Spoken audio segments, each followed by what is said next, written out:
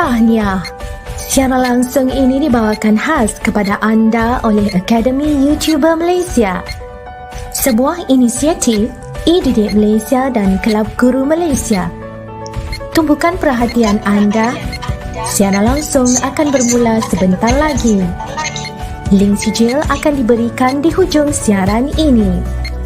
Pastikan diisi dalam tempoh yang ditetapkan. Terima kasih.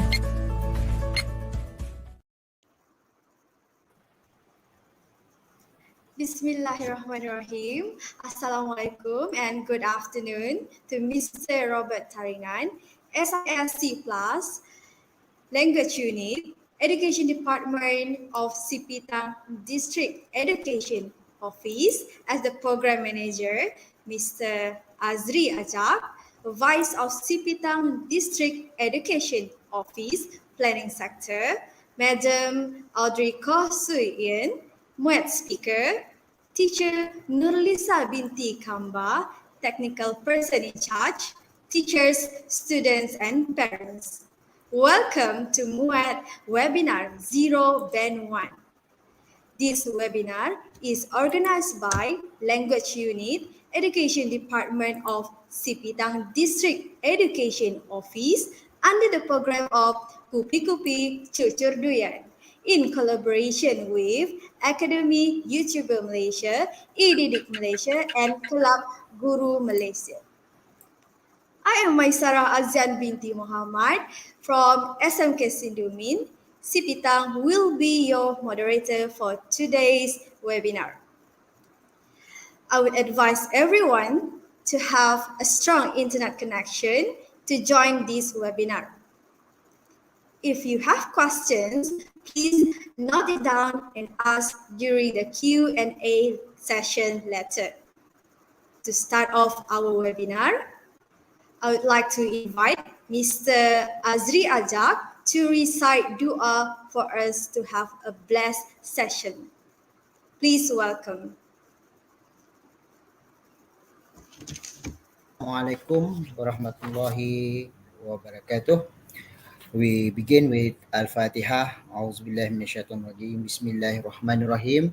Alhamdulillahirabbil alamin. Arrahmanirrahim. Maliki yaumiddin. Iyyaka na'budu wa iyyaka nasta'in. Ihdinas siratal mustaqim.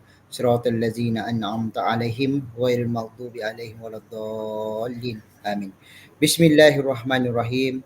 Alhamdulillahirabbil alamin. Wassalatu wassalamu ala asyrafil anbiya'i wal mursalin wa ala alihi wa sahbihi ajma'in. Ya Allah, Ya Karim, Ya Zal Jalali wal Ikram. Ya Allah, Ya Fa'alul Ya Murid. We express our gratitude to you, Ya Allah, for allowing us to attend live program MUET webinar on this auspicious afternoon. Ya Allah, we ask you for the safety of our religions and the welfare of our body. O Allah, Lord of the implementing authority, make the days that we have gone through, starting with your mercy, continue with your blessing, and end it with forgiveness. And also make the days that we have gone through with guidance and end with the victory of excellence. Ya Allah, Ya Rabbil Alamin, let our effort as a means to enlighten and convince ourselves that the personal safety of either outer or inner is a prerequisite for achieving happiness and excellence in various fields. O Allah, grant us faith and strength in order to face the challenges of life during the transition period and in the phase of life in this new millennium.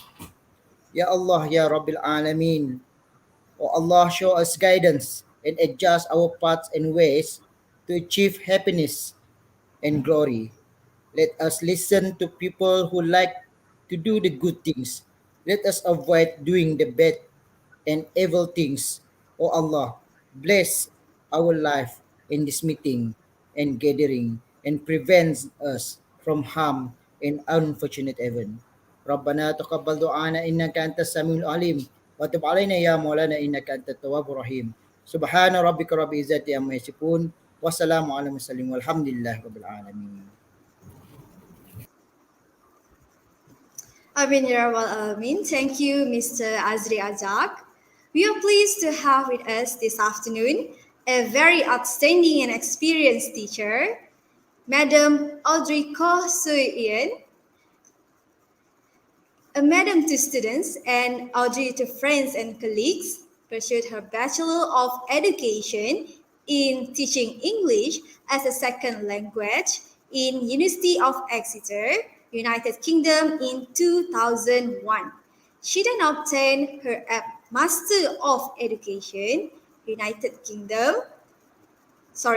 She then obtained her Master of Education in Teaching and Learning with distinction from University of Hub Kuala Lumpur in 2019.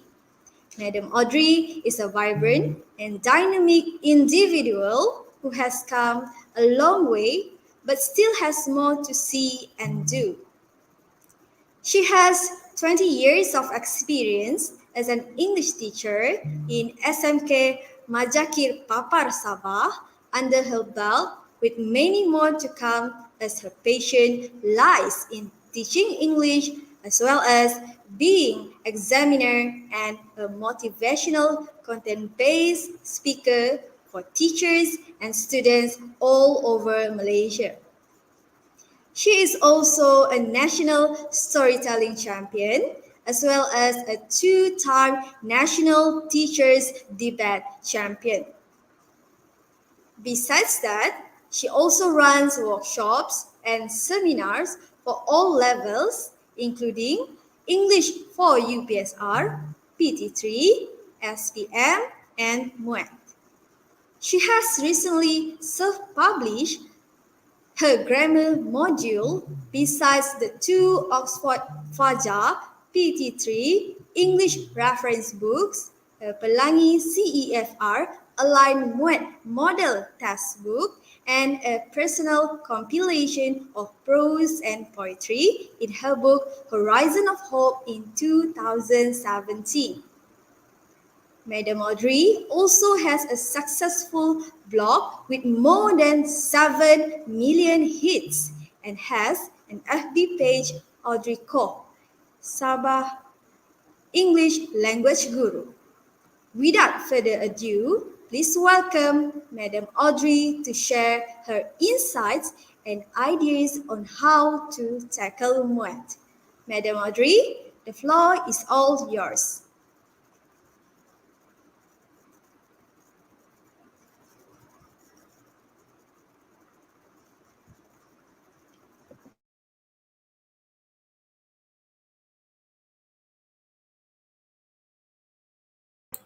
Hi, Madam. Boleh on mute, on mic? Very good afternoon to everybody. It's a pleasure to be here today. Thank you, my Sarah. You did a wonderful job as the MC for today, the moderator, and also to your technical group and everybody who has invited me, especially PPD Sipitang. Wonderful job that you are doing here. And I hope that with this session today, we will be able to help our students achieve their highest potential for MUET subject. Okay. Right, so just a little kopi-kopi discussion first about MUET. So I'm very attracted to the title of today's talk, right? It says that MUET 0 band 1. Is it possible? So I would like everybody to put what is their targeted band. Can you put it in the comment because I can actually see your comments? All the students, can you try to put what is your targeted band? Yeah, is it band 3, band 4? Anybody wants to get band 4.5, 5.0? Yeah, try to put a comment, live comment, so that I can see. Yeah, I can see Rex Rochester, band 4, wonderful. Everybody else try to put a comment so that I know that you guys are actually paying attention, and I want this to be as interactive as possible. Well done. I can see a lot of band 5, some band 3s. It's okay if you have a band 3 because a band 3 is good enough for you to get into university. Yeah, but you might have to get a better result depending on what courses that you take. Okay? Okay, so come back to the question. It says there 0 band 1. All right, I'm going to blow my own trumpet for a little while. As you know, yesterday was the result of the second session for MUET. and my school students, SMK Majakir, I'm in Papar. I'd like to announce that we have 0 Band 1. We also have 0 Band 2. We have only one student who got Band 2.5, and everybody else got Band 3 and above. So the highest that we got are 6 students who achieved 4.5, okay? So you need to remember that Band 5 is like a native speaker level. And if you can't get Band 5, it's still okay because the level is really quite high. But if you can achieve Band 4, Sharif Richie, there's no more Band 6, yeah? Band 6 is the old format. The highest is 5.5, okay? All right, so even if you get 4.5, you're already on a really, really high level and high track. So coming back to the question, can we have 0 Band 1? I guarantee you will have 0 Band 1. You will only get Band 1 if you go there and you write in a language that is not even English. Okay? Band 1 is like the worst of the worst. When you read the sentence, it doesn't even sound like English. It sounds like alien language. Okay? So, anybody can get Band 2 and above. And if you want to push yourself to get, I see a lot of Band 4s, yeah? If you want to push yourself to get Band 3, Band 4, Band 5, you really need to pay attention today. And once again, I'd like to say a very big, huge congratulations to PPD Sipitang and team for inviting me today. All right, let's start with vocabulary. Okay, let me share screen. All right, good to see everybody aiming higher. Can everybody give me a happy emoji? Give me a happy emoji. Try to be interactive. Try to communicate with me. Even though you're sending me an emoji, I can actually communicate with you. So, what is your happy emoji? Everyone, happy emoji? Very cute. Why is that a happy emoji? Aizal? That's a stone man. Good.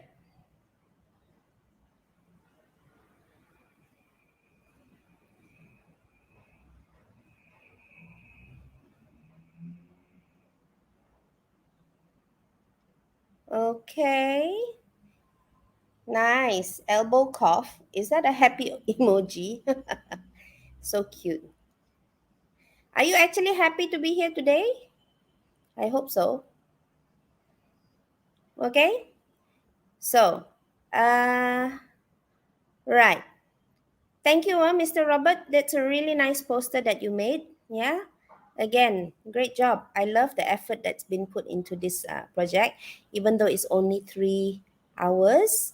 But I believe that if everybody pays attention and everybody gives 100%, buka minda, yeah, and tanam niat, I think that we can achieve a higher grade today. Okay? Virtual hug lagi. All right. Everyone, take a look at this. Brainstorm word level. What kind of words can you think of when you see this? Khairul, I don't see any clowns. But maybe clowns make you happy. Right. Faster. Everybody try to put something in the chat. What can you see? You see 2 men, right? Are they happy or are they sad? Give me better words for sad. Give me better words for their emotion. Yeah, they're a bit lost. In fact, they have been. If you want very good English, you need better quality vocabulary. Yes, I saw disagreement, deserted. Okay, poor. Are they poor? Excellent. YJT. No man is an island. You already reached the proverbs and the sayings. Yeah, you have very high chance of getting high band.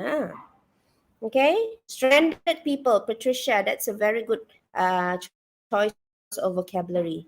So I would like to tell you that if you look at a picture, you want to describe it, and you're using kindergarten English with very basic words and phrases, you will not score.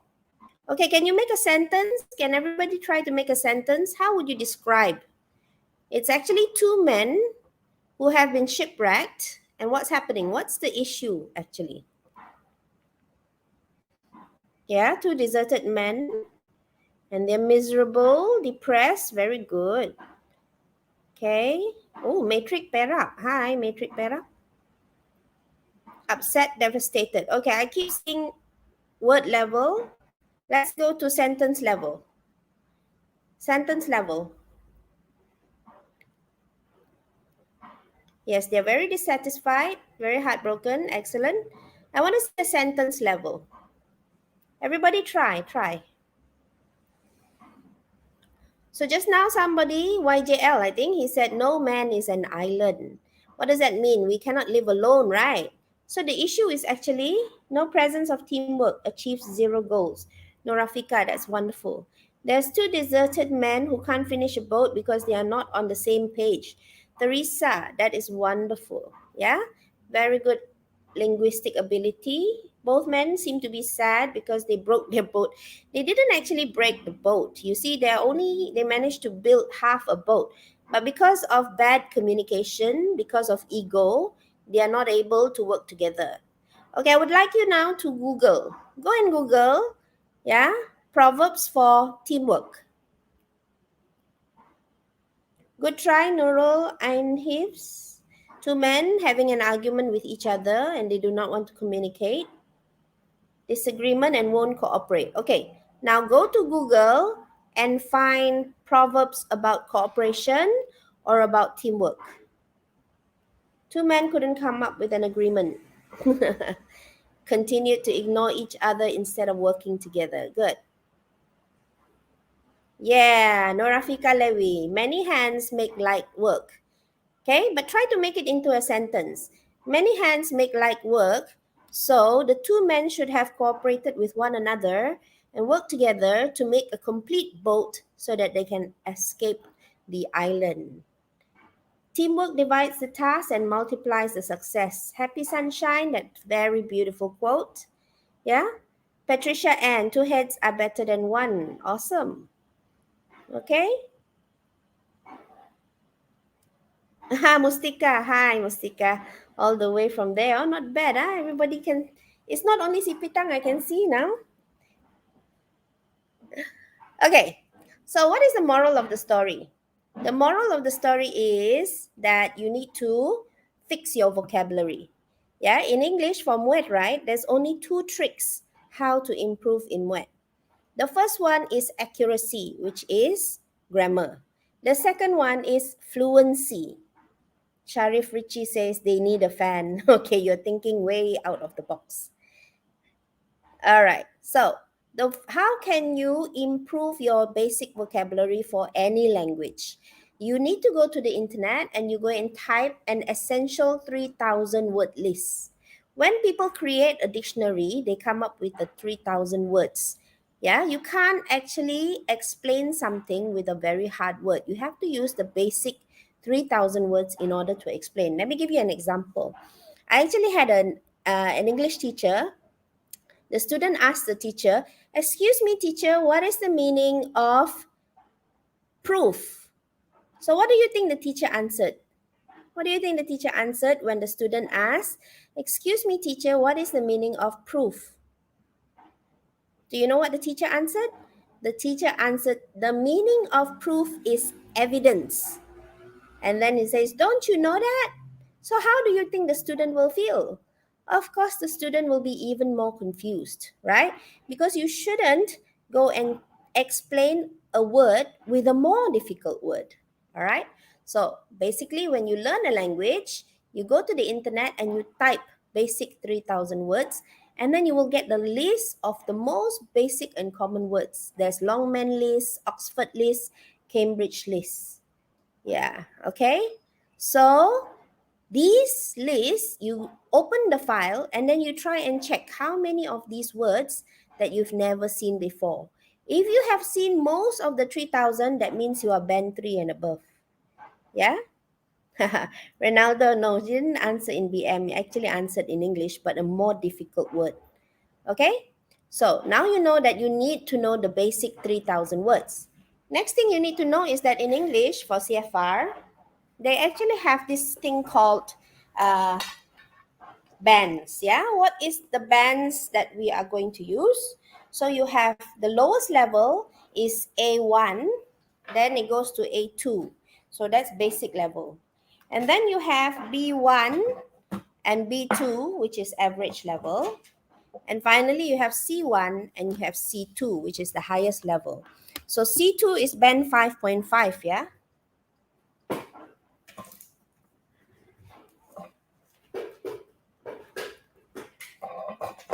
Okay, so every English word has actually a level. So let's escape here first, and let me try to open the file. Okay, so English EVP.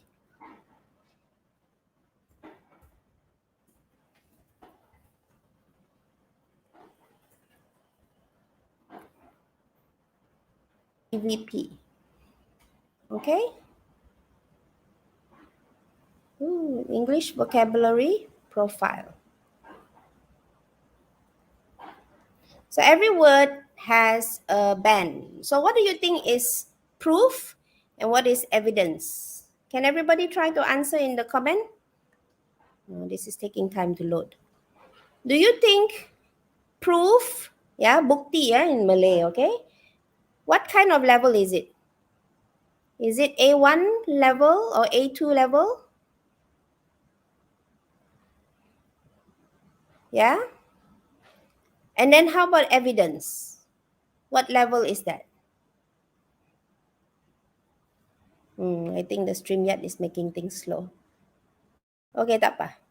So the point that I'm trying to make is that every word in English has a different vocabulary profile, and you need to have more low frequency or more high frequency words. Yeah, PROOF should be A2 level. Very good. I'm seeing very good answers. Yeah. How about evidence? Evidence is what level word? Evidence is actually a high proficiency word, right?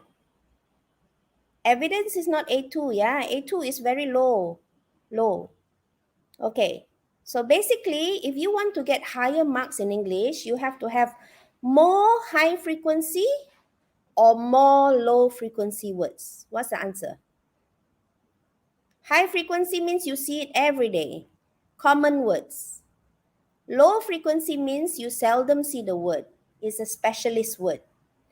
Okay, so we want more low frequency words. And that's for vocabulary. So I'm not sure if you know my book. I actually have a new book. It's called MUET My Way. Yeah. And I'm trying to help everybody improve their vocabulary. So if you don't have my book, it's fine. What you do is you go to the internet and you type 3,000 essential word lists. Okay. Or you can type B1 word list, B2 word list, and even a C1 word list. But I've already compiled it, and then you have adjective, verb, nouns, and adverbs. Yeah. So you actually need to learn these words. How can you learn? If you have my book, you use a highlighter and you highlight the words that you've never seen before. Yeah. For example, assassination. If you don't know what is an assassination, you highlight the word and then you use Uncle Google. Uncle Google will help you a lot. But you actually have to go through the list one by one. For example, contradiction. Ask yourself, what is a contradiction? And if you don't know what it is, highlight it and please go and research. Okay, so I told you there's only 2 ways to improve your English from MUET. The first one is accuracy, fix your grammar. And the second one is fluency, fix your vocabulary. Online access to the book? No, there's none. You will have to buy the book because it's owned by Pelangi. Okay, so now I would like to teach you that you have to improve your phrases. Look at these phrases. Instead of saying nowadays, yeah, what word would you prefer? Okay, instead of saying nowadays, there are a lot of bullying cases. See, can you change it to? It is often said that bullying will cause a lot of mental stress to a student. Many people claim that they have been bullied in their youth. In this day and age of modern technology, social media has been used to cause cyberbullying. Yeah, we live in an age where many of us have been victims of cyberbullying. So these are phrases that you can use in order to spice up your speaking as well as spicing up your writing. So the trick is you need to be able to use better quality vocabulary. I'm going to escape this one and I'm going to show you this one.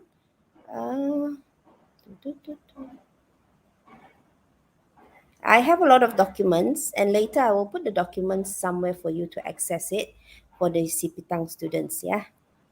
Okay, so, all right. So you see, you need to have a better introduction and these are better quality phrases instead of nowadays. Nowadays is so kalut already, so old school, okay?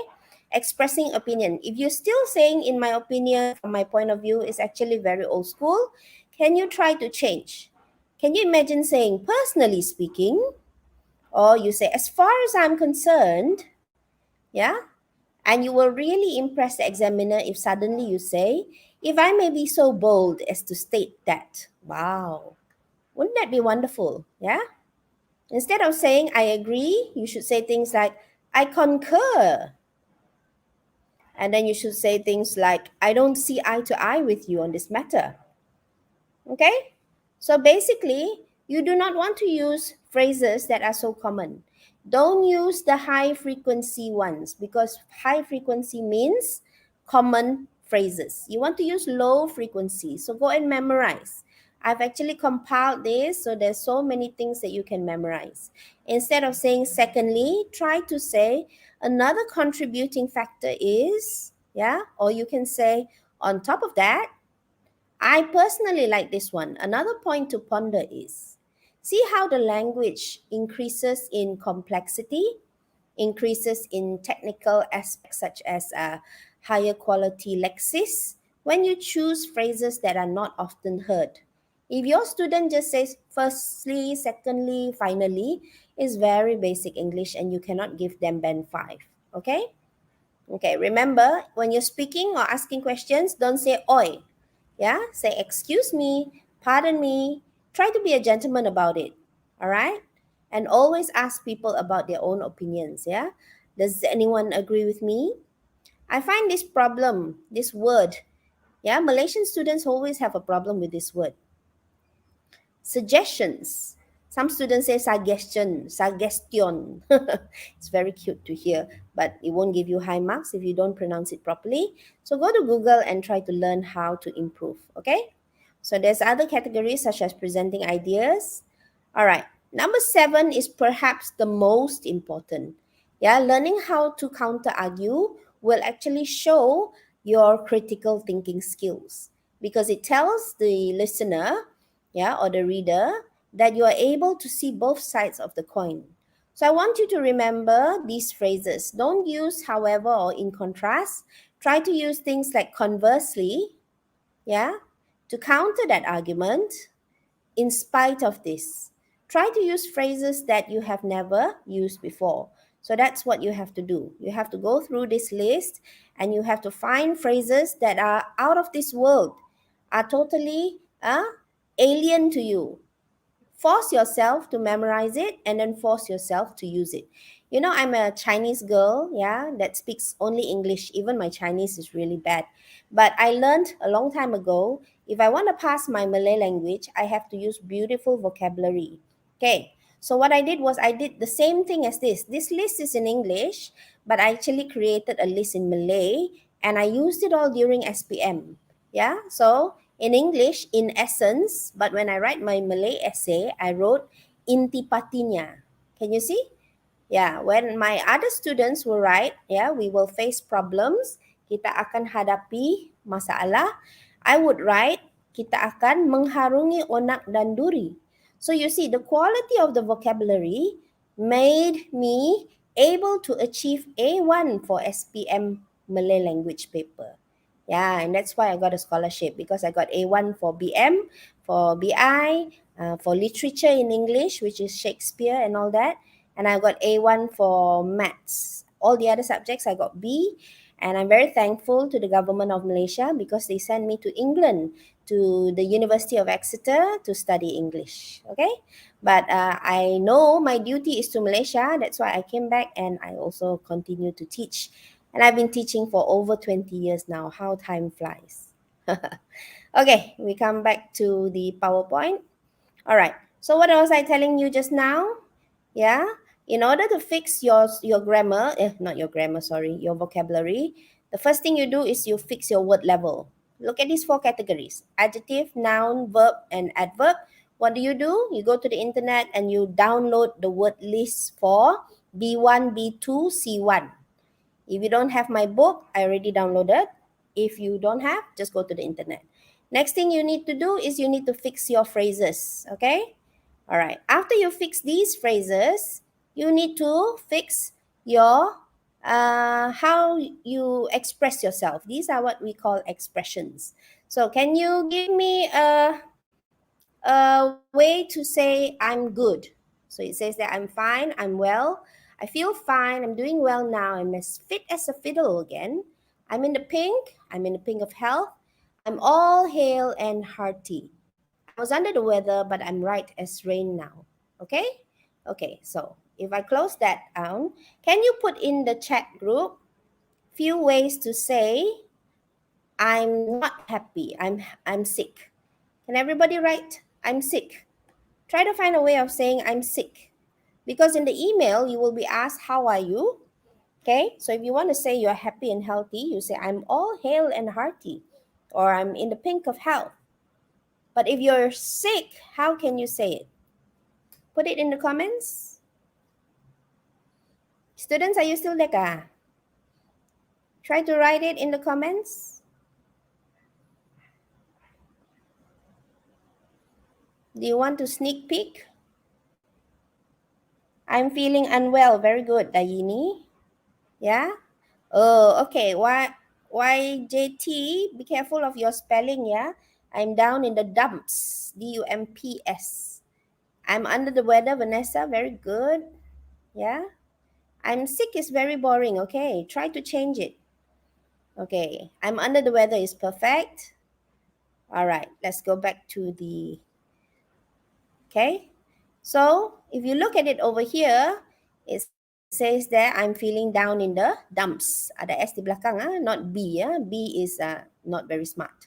Okay, I was rather sickly. Wow, that's really nice as well. But have you ever written, I'm a little off color today? Euphrasia, yes, that's what I want you to do. I want you to memorize phrases that you have never used before that are high frequency or low frequency. Yeah, you have to get the low frequency ones. See? Okay, everybody? Look at the happy ones. I'm so pleased, I'm delighted, I'm thrilled, I'm elated, I'm overjoyed, I'm exhilarated, ecstatic, euphoric. Yeah? I'm over the moon, I'm on top of the world, I'm in seventh heaven, I'm on cloud 9. Wow. Okay, how about the sad one? Everybody try? What would you say for sad? I'm as sick as a dog. I caught a bug. Very nice. Nurul Ainfis. Yeah? Enjoys Naomi. I'm not oneself. I'm not feeling well. Good. Okay. So, I'm sad.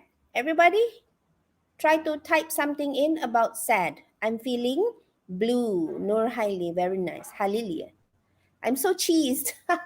Mother Rhino. I'm so cheesed means I'm very, very annoyed. Okay? Okay. What else? I'm under a cloud. Nice one. Oh, TESOL student. All right. So basically, I would like to show you that there are various categories that you have to improve. Okay. Let me have a look. Where is it? Yes, here. Okay.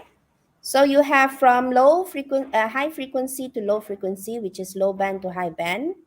And you have all these phrases that you should use, yeah? Have you ever heard, I'm a little crestfallen? Like a wet weekend, nice one. Okay, I'm down in the mouth. Yeah, I'm feeling a bit dejected.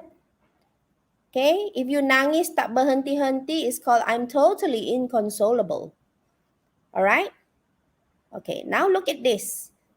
Can you mix and match and find me a really nice statement? It was, I know it's a bit small, but if you can type something. Mix and match, this is a mix and match table. It was and incredible is still very boring. You need something better than incredible, enjoyable. It was fun. That was very, very kindergarten level. So we need to level up. Yeah, it was a remarkable performance. Okay, nice. It was an impactful meeting. Nice. Everybody try? Yeah, I like today's response. It's a lot of people and a lot of people are trying their best. Awesome. You're going to be ready for your exam in no time. Okay? It was a remarkable occasion. Very good, Muhammad Irfan. Next. It was a breathtaking event.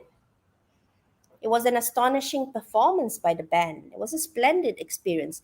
Try to use these ones at the end. Let me try to force you to use better quality vocabulary. Try to use these, the blue ones. Okay? If you don't know what the word means, that means you need to go and look it up in Google. Yeah? Adrenaline pumping, compelling episode, eye-dropping show, Esni. Okay? Yeah. See? Jaw roping. What is jaw roping, Raja? Jaw dropping, actually. All right. Typo must be. Yeah. Zenon, it was a mind-boggling experience. You see the quality?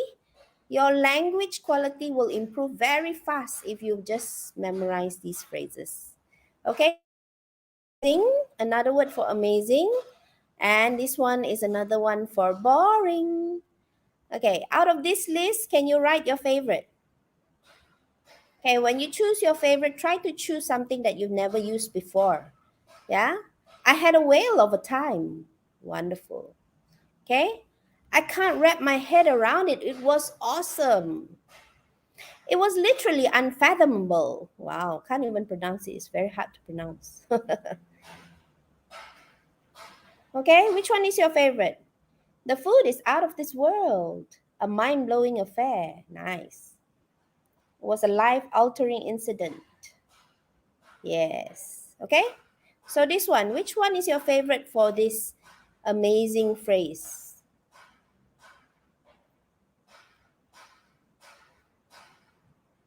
Right?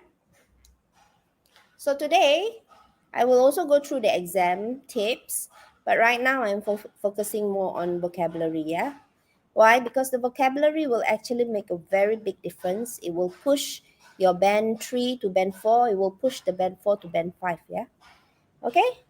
All right, let's look here. How about it was boring? Which one is the best one for you? If you want to say, oh no, it was terrible. It was boring, it was terrible. Yeah? It was such a time waster, right? It left a lot to be desired. People who can write this way, the language quality is very high and we can give you higher marks for your command of the language.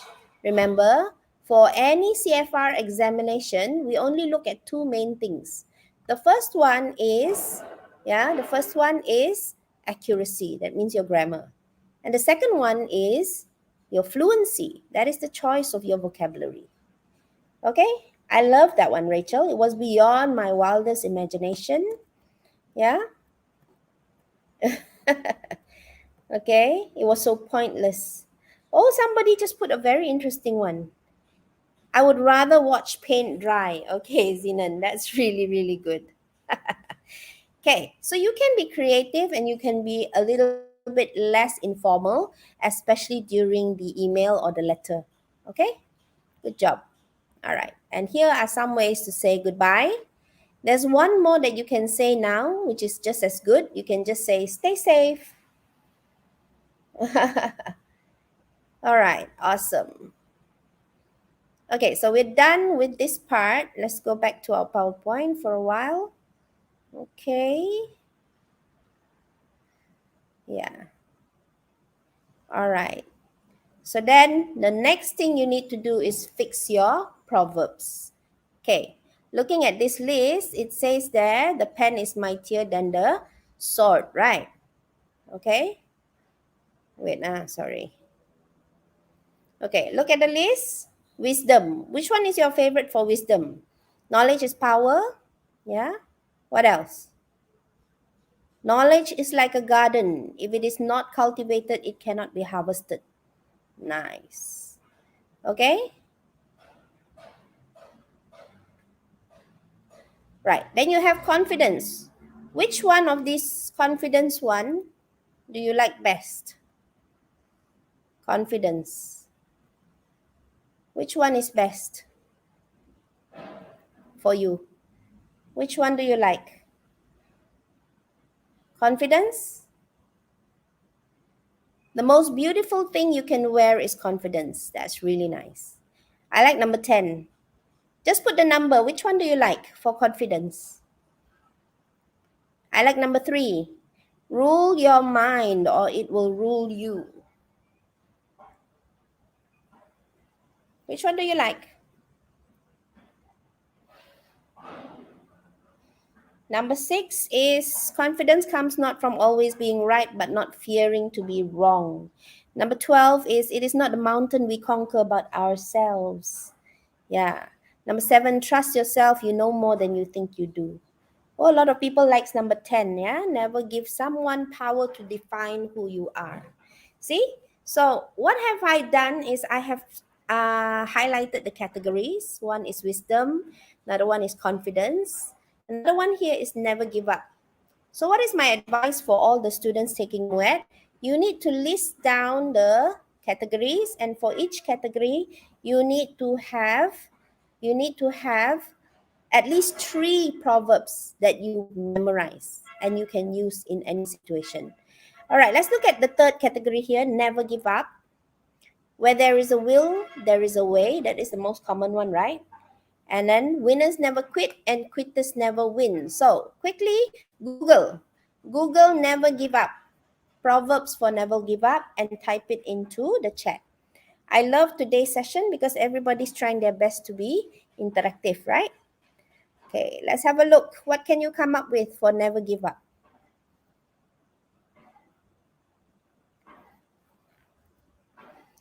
Okay, never give up. Everyone, never give up.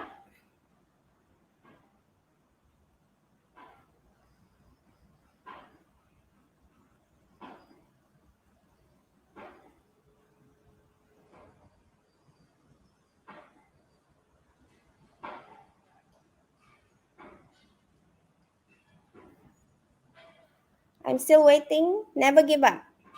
Never Gonna Give You Up is a song, Norafika. But you can also quote, according to Rick Ashley, he said that, he's never gonna give you up. Yeah, you can also put quotes of music or songs, yeah? According to Justin Bieber, never say never. According to Miley Cyrus, she said, it's the climb. That means climbing is more important than reaching to the top. It is our effort that we need in order to climb, the mountain rather than just the destination, okay? Believe you can and you're halfway there, all right? Esni, Vanessa, don't give up before the miracle happens. Nice. There is no failure except in no longer trying. Awesome. No pain, no gain. Yes, even simple things like that. Shafiq, well done. No pain, no gain. If you fall behind, run faster. Never give up or surrender and rise up against the odds. Very nice job, Teresa. Okay? So, go and take a piece of paper and write the categories down. Category number 1, find 3 proverbs for wisdom. Category number 2, find 3 proverbs for confidence. Lepas tu hafal, you need to memorize. And hafal tak cukup, you need to put it inside your essay. I love that. Winners never quit and quitters never win.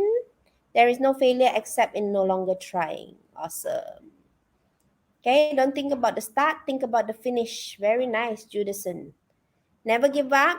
The other one is teamwork. Look at my PowerPoint. It says here, number 14, Liverpool. You will never walk alone. I like number 6 as well. You're only as strong as the weakest link. Okay? Confucius lagi. It does not matter how slowly you go as long as you do not stop. Awesome. Okay, till I collapse. Jokers. Okay, the next category is procrastination. Lazy, yeah. The students are always lazy, and usually this topic always comes out in the exam. It's usually about students and them being lazy or addicted to their gadget, addicted to their internet, and so on. F is success. Yeah, I like this one. Work hard in silence, let your success be your noise. Okay? Yes. PP, teamwork makes the dream work. Family, yeah, home is where the heart is. Blood is thicker than water. Love and friendship. Health and environment. Okay, so what have you learned? You have learned that proverbs are very, very important to give you the wow factor. If you can start and finish an essay with proverbs, you will be very, very impressive as a writer, and the examiner can give you highest marks. Okay, let's go back to the PowerPoint. Everybody still here, right? Everybody still okay, right? Hopefully lah. Do what you can for as long as you can, and when you finally can't, you do the next best thing. You back up, but you don't give up. Ho, well done, Nurul Einfis. Okay, so we've done this. We've done expressions. We've done proverbs. Yeah, never give up. And the last thing I would like to teach you to do is you need to improve your colloquialism. Everybody go and Google, what is colloquialism? Have you ever heard this word before, colloquialism? Maybe you've never understood what it means, but you use it all the time. You've been learning English since primary school, right? So instead of saying, I want to pass the exam well, you say, I want to pass it with flying colors. So that's a colloquialism. That's what the local people say, and it makes them sound better, okay? So instead of saying at the last minute, you say at the 11th hour, yeah? Instead of telling your girlfriend, hey, contact me, you should say, yeah, drop me a line. Well done, Muhammad Faisal. Okay, you Google what is colloquialisms. So how do you get higher marks for emails and writing letters? You need to have more of these inside your essays. Then only you will get higher marks. Okay, so let me show you the document. Yeah, of colloquialism. All right. So these are the drafts that I did when I was writing my book, and then they changed it into a textbook. So yeah, but it's very easy to find. You know what you do? You go to Google Images and you look for colloquialism. Then you will get a lot of very nice graphics to explain it. Okay? Okay, for example, I can't decide. So if the essay question says, the email says, explain or describe, and then you say, I can't make up my mind, instead of saying, I can't decide. All right? Or instead of saying, I give up, say, I'm throwing in the towel. I literally can't do the assignment because, and then instead of saying, yeah, I don't know, you put there because I have no clue and it totally beats me. See? Instead of saying, I give up because I don't know, that is very basic English, we change to, I'm throwing in the towel because it beats me and I have no clue. Can you see what I'm trying to teach you? I'm trying to teach you that the easiest way to fix your English is to go and memorize all of these colloquialisms and use it. Yeah? Okay, I have no energy left. Say, yesterday was very tiring. I'm running on empty because I didn't have enough sleep. Yeah? Begitulah. So you see, there's a whole list. But you don't need me to make the list. You just go to Google and you type colloquialism. You like number 4? All right. So that's it for vocabulary. Yeah. I'd like to highlight once again that accuracy is your grammar. Okay? Fluency is your choice of vocabulary. If you are able to show and demonstrate low frequency words used in very appropriate ways, you definitely will get much, much higher marks. So coming back to the question of this talk today, yeah, is it possible to have 0 band 1 And I can tell you very confidently, you will have 99% 0 band 1. The one that actually get band 1 are the ones writing alien language. But if you take in my tips for today, yeah, you fix your word level, you fix your phrases, expressions, and you fix your proverbs and your colloquialisms, definitely you have a higher chance. Okay, can everybody give me an emoji to know that you are still here, you're happy with the talk so far? Emoji time. Send me an emoji.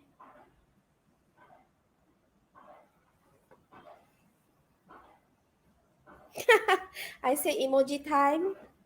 Where are the emojis?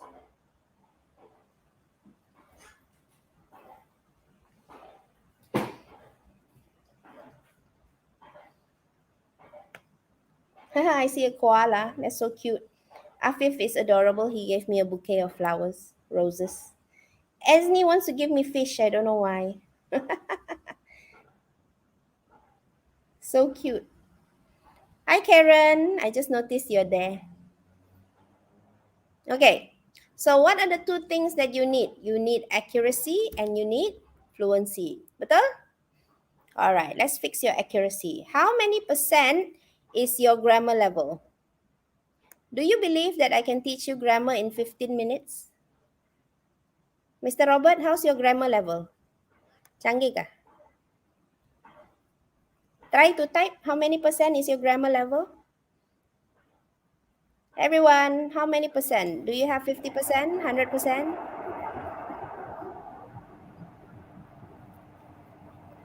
50% maybe. 50? Okay. I challenge you, after 20 minutes, your grammar will improve to 60, 70, 80%, okay? All right, later I ask you again, Robert. So I can fix your grammar. Shafiq 40 only. Kesian. Halili 45. 50-50. Let's fix your grammar. Okay. Where is it?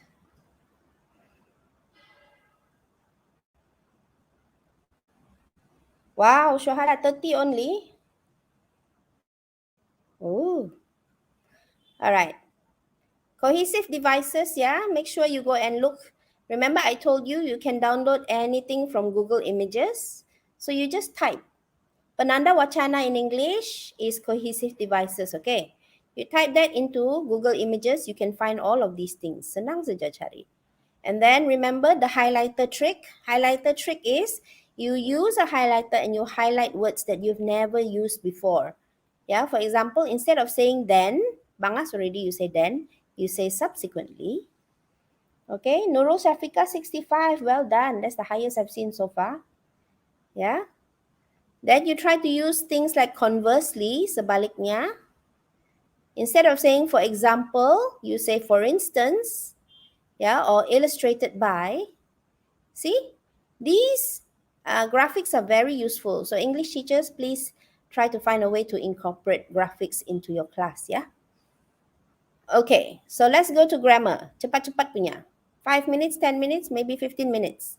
And then you'll be fixed. Okay. In English, the most important rule is nouns. If it's only one item, put A in front. If it's more than one item, put S at the back. Why do we need to know the quantity? Because the quantity will affect the verb. Okay, verb 1 plus S. So this is the formula. 1 plus S, more than 1, no S.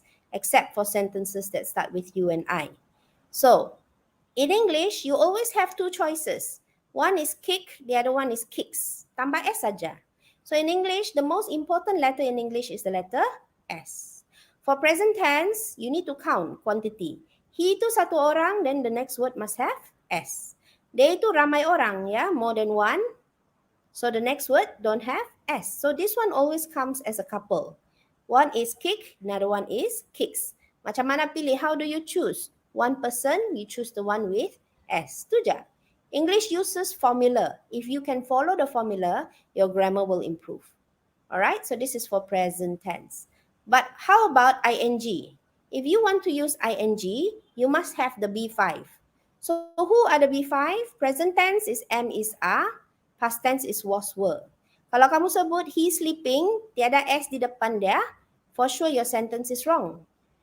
If you say he is sleeping last night, tapi tiada was over there, your sentence is also grammatically wrong. So what is the difference? The difference is there must be two words. The first word is a B5, ya, antara lima ni ya. Okay, you need to choose one and then only you put ing. Why do these words go missing? It's because in Bahasa Melayu, there's no is, are, was, were. Dia tidur. Okay, you just use the word dia sedang tidur. Can you see? Isn't it? Do you say in Malay, dia tiduring? Dia shopping? Dia membeling? But you actually use imbuhan me. You do not have am, is, are, was, were. So sometimes when you write, pandai hilang these words. Yeah? So now you know that if you use ing, dia mesti datang dua perkataan, satu set begitu. That is the formula. It's okay bahkan if I campur-campur a bit of BM. Okay, next one. Passive sentence. What is a passive sentence? It's actually ayat songsang. And P1, P2, P3, P4. P1 is show, yeah, or shows. P2 is showing. P3 is showed. And P4 is shown. So what is the meaning of this word? Tunjuk, menunjuk, imbuhan me because ing. Telah tunjuk. So can anybody tell me what is shown? Type the answer. What is it? What is shown in Malay? Similarly, drives, yeah, pandu, driving, memandu, drove, we put telah in front, telah pandu, driven. So what is driven?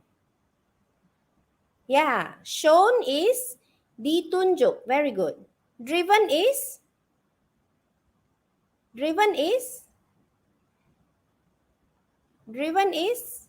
dipandu. Okay? But why is it confusing? Because in English, kadang-kadang kan the spelling doesn't change, you know.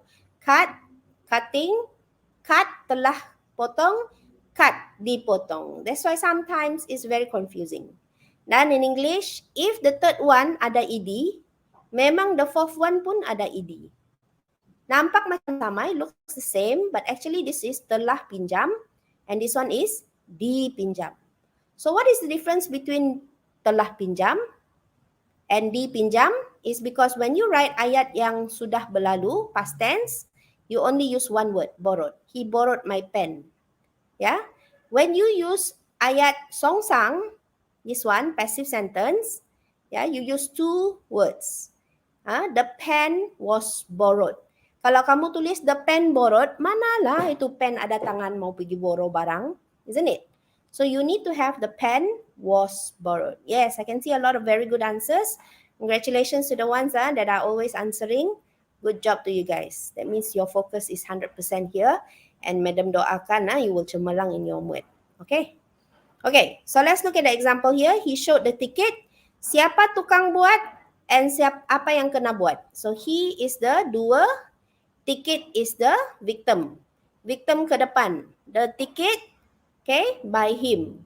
So you need two words. You see, was, shown. Macam mana kita pilih was? Yeah, you go back to rule number 1. Rule number 1, kita mesti tahu quantity. Rule number 2, based on quantity, baru kita pilih plus S ke no S.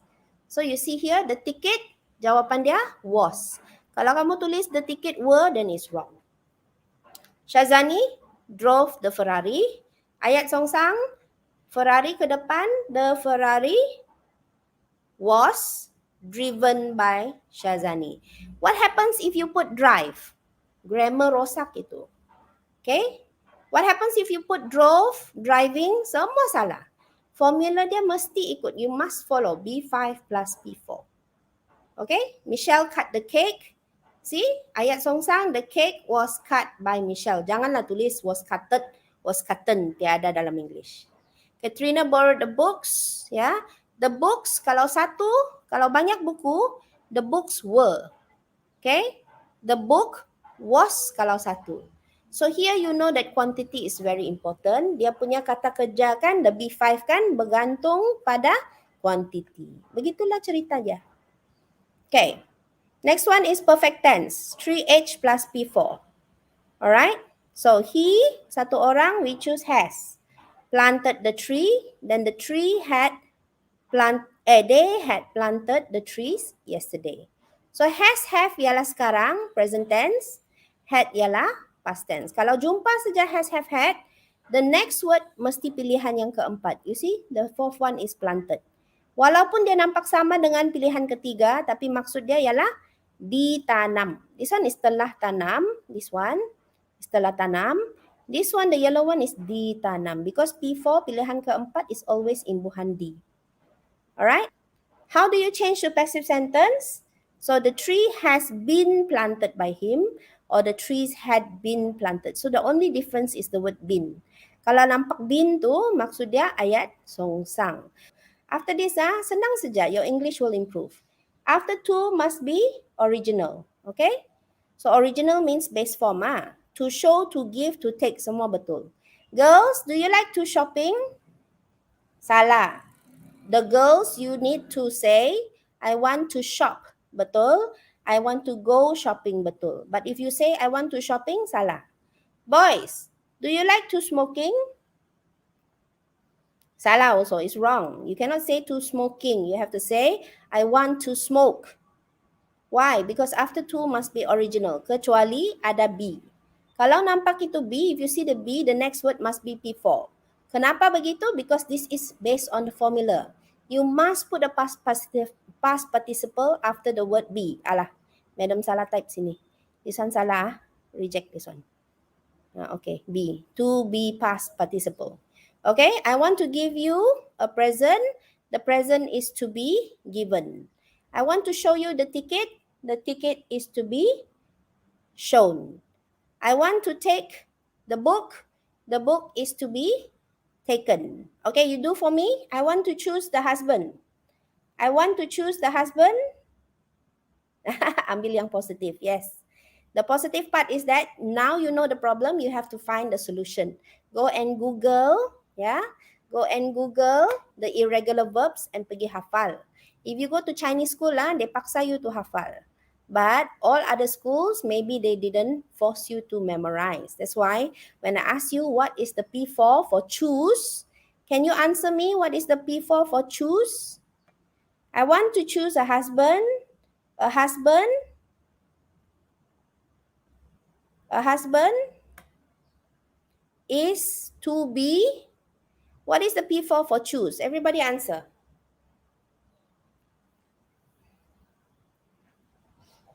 Very good, Egwen. Yeah, Mervin, I asked for the P4. Choose, the P4 is actually chosen. So you have choose, chooses, choosing. Past tense is chose with only one O, and the P4 is chosen, C-H-O-S-E-N. Okay, so I want to choose a husband. A husband is to be chosen. Yeah, I can give a talk. A talk can be given. Tengok, kalau kamu nampak saja be, the next word must be P4. Okay, I will choose my members. My members will be chosen. Yeah, I will buy the ticket. Jawab dulu. I will buy the ticket. Passive dia apa? The ticket. I will buy the ticket. The ticket will be. What's the answer? Woohoo. I will buy the ticket. The ticket will be. Nah, you see you cannot answer. The reason is because. Okay. PP, you cannot say buy. Buy itu sekarang. Ya, past tense, past participle will be bought. Very good. Okay. And lastly, by plus ing. By, explaining. If you see by, the next word must be ing. I go to school by walking, by cycling, by taking the bus, by driving. Tengok, dia mesti ada ing di belakang. Rashida, thank you. Full sentence, yeah? Yeah, Rachel also. For plus ing, after the word for, the next word must be ing. Okay, so only 12 rules. Try to remember. Yeah, nouns, or n, one, more than one, s. Verbs, 1 plus S, more than 1, no S, except for you and I. Continuous, B5 plus P2. Passive sentence, B5 plus P4. Perfect tense, 3H plus P4. Passive perfect, 3H plus been plus P4. 2 plus ori, 2 plus B plus P4. Modal plus ori, modal plus B plus P4. By plus ing, 4 plus ing. Okay, everybody type one of the rules. Any rules that you remember. See whether you can get 12. Yeah? So now I want to ask Robert. Mr. Robert, your grammar improved sudahkah in 15 minutes? Little bit. How many? 70? 70% now? I think Boleh so. lah kan? Yeah, see? Just because of the formula. See, now you see the students, they can do it already. They can remember. After 4, always ing. Yeah, after 2, always ori. Isn't it? Yeah, B5 plus P2. Excellent. All right. So it shows you that if you learned grammar properly, yeah, in primary school, it will be very easy to have better accuracy. The problem with our system is that always focus on communicative ability. Answering, how are you? What is your name? Where do you go? What is your hobby? You can answer with the isi penting, the content.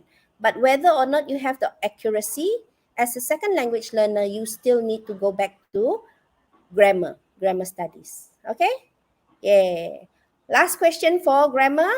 Can you now put whether you have improved? Yeah? For example, 30 to 40, 60 to 80. Yeah, see? Saya anak kipas. Well done. From 20 to 60. Wah, superb. Okay? The rest of you mana? From what to what? From 20 to 40? 40 to 80? Come. Let me see whether you have improved just because of the explanation. Yeah, from 50 to 70. Well done, PP. Okay? Okay, so I spent about 1 hour fixing your accuracy and fixing your fluency. So now let's go down to the hard work a little bit. Let's go and see the exam questions. Madam, sorry. Yes? Any question? Sorry to interrupt. I Yep. think it's time to take a break for a while. Is that okay with you? I don't mind Or if you you want just me want to. to continue? I think because the momentum is there, I don't think anybody needs to go anywhere. Yeah, just listen to Okay. me talk lah. I'm okay. Yeah. Okay. Noted. But you look at the comments. See? Look at the improvement. This life is like a dream, dia bilang. Uy. Tiba-tiba. 45 to 75, so accurate. How do you know it's the 5%? Dari mana? No kiss baby, Diana. Uy. Saya anak kipas. I love you too. Peace, peace. So cute lah you all. Okay, let's continue. Bah. Right? So, I'm very happy that you find that the talk just now, vocabulary and grammar, even though it is very basic, but this is the foundation of English. If you want to improve, you fix your accuracy, you fix your fluency, and then you are ready to go. Okay? Let's look at this paper, sample questions. These are official questions. I usually like to show the official questions because they are more reliable. All right? So if you look at the listening paper, okay, so you have how many parts? Actually, when the new format came out, I was very disappointed because it's just too long. If you ask my students to sit and listen for 50 minutes, last time the paper was only 30 minutes. Yeah, now 50 minutes is just way, way, way too long. All right, but don't worry. Yeah, actually the level of the question is very low for the first part. So when we make questions, we use A1, A2 as our guiding level for the first part. That means if you can answer part 1, you are definitely A2 level already. Okay? So they will have easy questions first, then it will get harder and harder. So part 1 is usually A2 level, yeah? And they ask you for why did Lily go, how did Lily go. So the questions are very simple. You just need to listen for main and supporting details, okay? isi penting. That's for part 1. All right. The question in number 7, this one is more about location. So you have to listen for directions and instructions lah. Yeah. So sometimes the question comes out in graphic form. Okay, part 2. This is a listen to a talk by a career guidance. So if there's only one person talking, right, this is what we call a monologue. Okay. If it's 2 people talking, it is a dialogue. Right? So how many times? So this is content question. Yeah, it took Mandy a long time to content question. Content questions are very easy compared to critical thinking questions. Yeah, when you have to answer why, okay, or how, it gets a bit harder than what. What is very easy. All right. So simple questions. Okay, this number 14 question is a bit harder. What is the skill involved here? So Mandy's story makes us realize that it's important to what? So here, the answer is not exactly inside the text that you listen.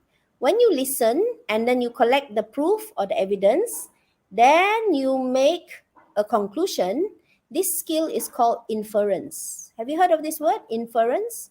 When you infer, that means you need to listen to the information and come to a conclusion before you can choose the answer. So this question 14 is much higher level than all the other questions. Okay? Don't worry, I'll explain again later. Part 3, listen to 3 people, Edmund, Rani, and Abdullah, and they're talking about problems. So the content is similar, but they're not talking to each other. They're just talking alone. So this is not a conversation. This is actually a monologue as well. So what are you doing? What is the skill that you need? You need to listen to speaker number 1, and then you need to summarize. What is the skill? To summarize the main problems at university. So you look at the choices given, and please don't write this out. You just need to write A, B, C, D, E, just the letters. Okay, we're just doing overview at the moment. All right, part 4. So you listen to a radio interview about caring for pets. Okay, so caring for pets, this one again is another monologue. You want to get the audio for the MP3? I can put it in the file. Okay? Yeah. What food can be given to the dogs when? You can see that the questions are still very basic, content-based questions. Okay? All right. Number 5. This is where it gets harder. It's actually a series of dialogues. So dialogue 1 is a promoter talking to a customer, but at the same time, listening is much better now because all the answers is ABC only. It's actually MCQ. In the old format, if you use bad grammar, wrong spelling, capitalization, all you will get 0 marks. Okay, so this is much better. But the problem is it is 50 minutes long, and it's quite stressful to listen to. Okay? Okay, so you have that as your dialogue 3, another conversation. And then the quality of the language is a bit harder because they're using more low frequency words. For example, if you don't know what is a questionnaire, you will have a hard time trying to answer this. Okay? Okay, that's for listening. Okay, this one has a tape script. I'm going to skip the tape script. I'm going to skip speaking. I'm going to go straight to reading. Okay, so for reading, look here. Yeah, 75 minutes. That means 1 hour, 15 minutes only. All right. And you have 40 questions, yeah? All of it is ABC, so you can actually still tembak. Okay, so look at the questions. Yeah, A to C. All you have to do is read and then you choose the answer. Okay, next one, part 2. You read the email and then you answer the question. He's looking for how do the students feel. So again, this is very simple questions, but it is more about content. Isi penting. All right. Okay. This one, part 3, is usually a novel. So they are also testing you on many genres, different genres. This is fictional writing. Okay, it's about a girl and a boy and the mother. Okay, so content based. This question number 14 over here, you remember every time you have question 14, it gets a bit higher the level. What will probably happen next?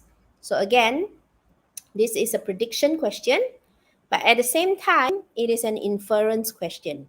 You need to read the evidence in the text, make a conclusion, that means make an inference, and then only you can make a choice. Okay? Okay. Part 4 is a bit different. Yeah, you don't have this in SPM. You need to read 2 articles or 2 reviews, and this one is about a film.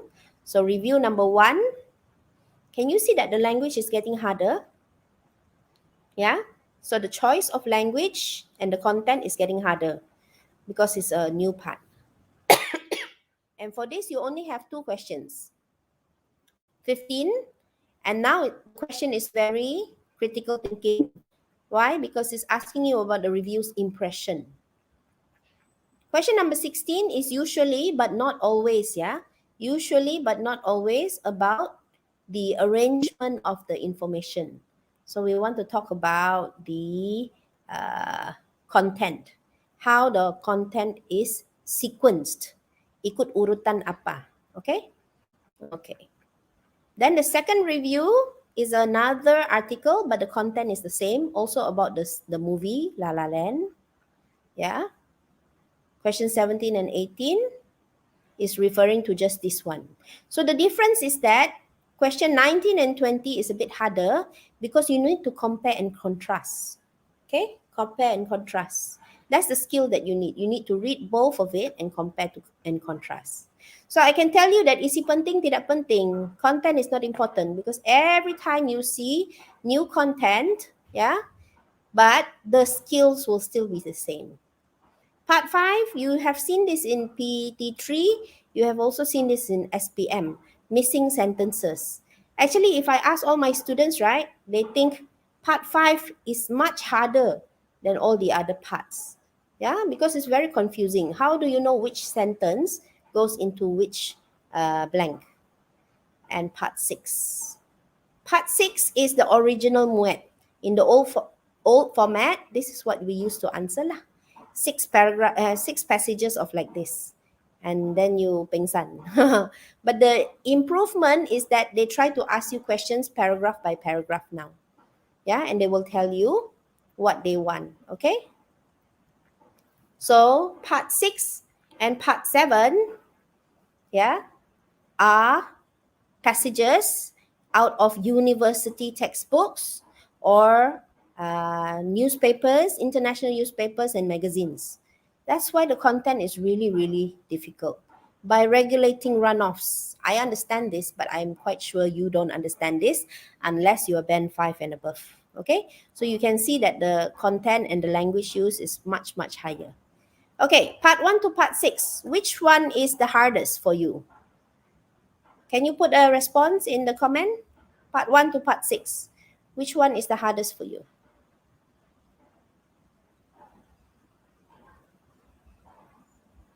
Part 1 to part 6. Yeah, most of my students, they feel that fill in the blanks with the lines, that is the hardest. That is part 5. Okay? Part 5, right? Yeah, but the advantage is that everything is MCQ lah, which means it's just objective. You can still just try your best and just choose one answer and pray that it is right.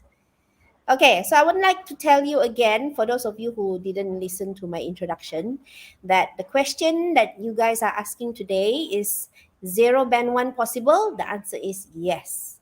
And again, I want to announce that my school result just came out yesterday, and we have 0 part 1, we have 0 band 1 and we have 0 band 2. What does this tell you? It tells you that the marking system of the CFR MUET is very fair. Yeah, because most of our students can read and write in English, can respond to questions, can answer correctly, and most of them will be band 3 and above. So when you get your result and you see that you have achieved band 3 and above, I'd like to say congratulations in advance. Okay, because if you pay attention today, mustahil lah you dapat band 1, band 2. I guarantee you can improve very fast. Okay, yeah, most of you have written part 5. Okay, but part 6 and 7 also very hard because of the quality of the vocabulary. All right, don't worry. Reading is just reading. The advantage is that they reduced it to 40 questions and they reduced the time also. So now I want to tell you about reading skills. Okay, so how can you read and improve? You need to read as much as you can. Read quickly. Can you Google speed reading? Yeah, you need to learn how to read faster. There are many skills for speed reading. So if you have time, go and Google speed reading. Okay? And then you need to read a very big variety of words. Excellent, Faisal, skimming and scanning. Okay, so most of the passages will start at A2. You remember the first passage was very easy, right? And then you go on to C1. Okay, then you have content, vocabulary, which is very basic. The hardest thing that you want to learn or answer is the critical thinking questions. That's the harder one, which is for a teacher also is quite hard to teach. Yeah, okay. So, reading questions, highlight the keywords. Always read the questions first, yeah, before you read the text and the passage. Okay, this way you will be able to identify the keywords that you're looking for. And just now, Faisal said skim first. Skim means you get the whole idea first. Scan means you look for a specific information. Okay, so I want to make 2 sounds. You tell me which one is skimming, which one is scanning. Ting. Okay, the ting, what is it? Is it skim or is it scan?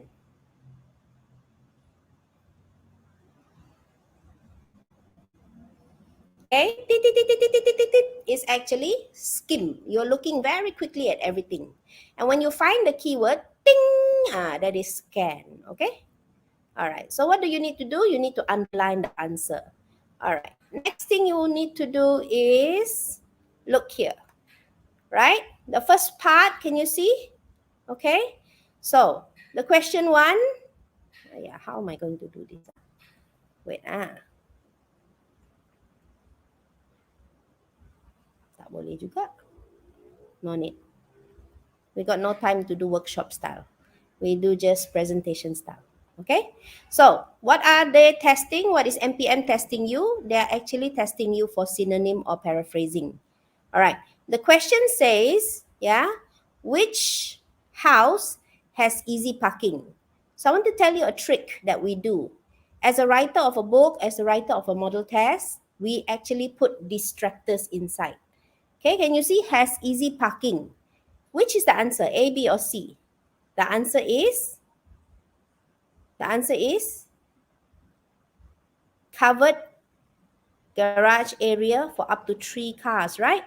You can see that 3 cars can park. So the answer is C. Betul? So why did you choose A, Sharul? Okay? Why did you choose other things?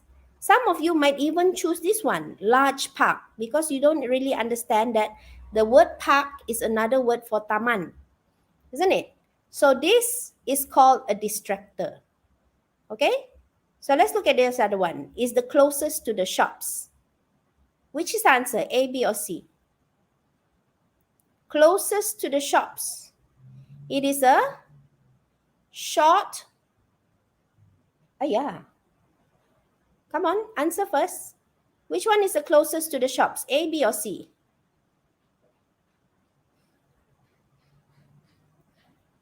Okay, so the answer, Ghost Baby says A, correct. It is a short walk. Where is the distractor? You see, Sharul kena tipu because he kena distracted by the term only 5 minutes. Tapi dia tak baca sampai sini, by car. You see, that is what we do. Afif also same. Nurul Anfis pun salah. Why? Because you nampak 5 minutes tapi you tak nampak by car. So you have to be very careful. When we make question kan, we have the answer, short walks, and then we have distractors. Okay? Another one, suitable for nature lovers. Where is the one for nature lovers?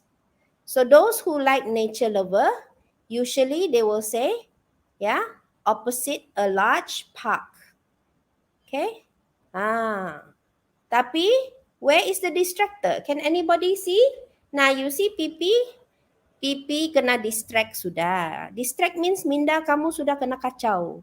See, it says dia Happy Garden. Tapi Happy Garden tu nama shopping mall saja. Dia bukan Happy Garden. Nama shopping mall dia Happy Garden. Actually, this is the answer. Opposite a large park.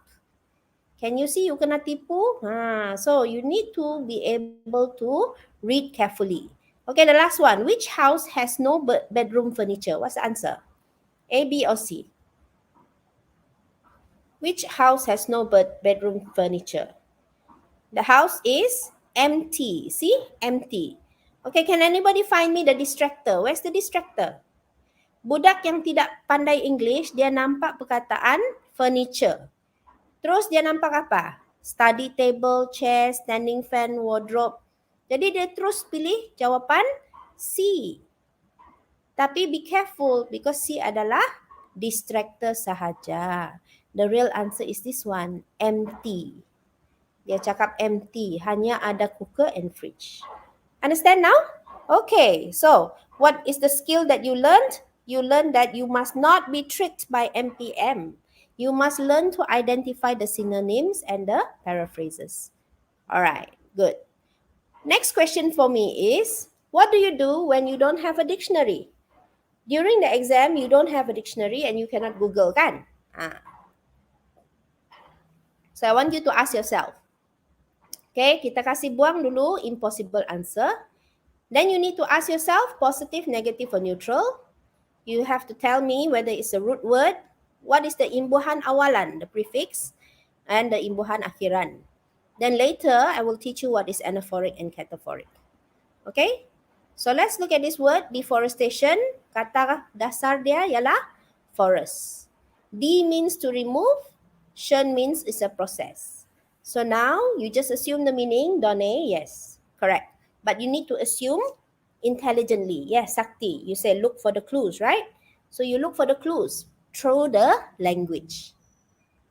Degradation. So it comes from the word grade. You now know that D means to remove. Shen means it's a process. So degradation means the decrease of quality. Yeah? Give you one more. Desalination. Saline means salty water. So D means to remove the salty water. Yeah, it is a process of removing salty water. So that's how you look for clues. Kita cari dia punya, okay, root word. Kita cari imbuhan dia and then you ask yourself, D tu positive, negative atau neutral. Begitu. And then only kita boleh guess lah. Intelligent guessing. Okay, next one. You need to learn to infer. What did I tell you just now? Make intelligent assumptions. So, many people bought the product. Profits increased due to high sales. So, all the following statements are false except what? Can you say it's a failure? No, because many people bought it. Can you say product was a success? Yes, correct. Can you say the product was expensive? The answer is no, there's no information. How about the product was easy to use? Can you say this is true? Even though you think it is logical, tapi tiada dalam petikan, it's not inside, so you cannot say this is true. You have to use the evidence that's available and then the answer is B. Okay? But be careful of this word lah. Selalu kena tipu kan? Whether it is pengajian am or any other subject. When you have question with except, you might be tricked by MPM. Okay. Look here. Here's another tip. When you cannot find the answer directly, you need to, what did I teach you just now? Infer. Okay? So it says that Hassan says the interview is informal so that the students feel. So another word for, okay, feel, what is that? Thoughts and views. You're talking about opinions, right? So we want to capture your thoughts and views. Yeah, so what is thoughts and views? It's the same thing as opinion. So the answer is C. Okay, so again, it is about synonyms and it is about paraphrasing.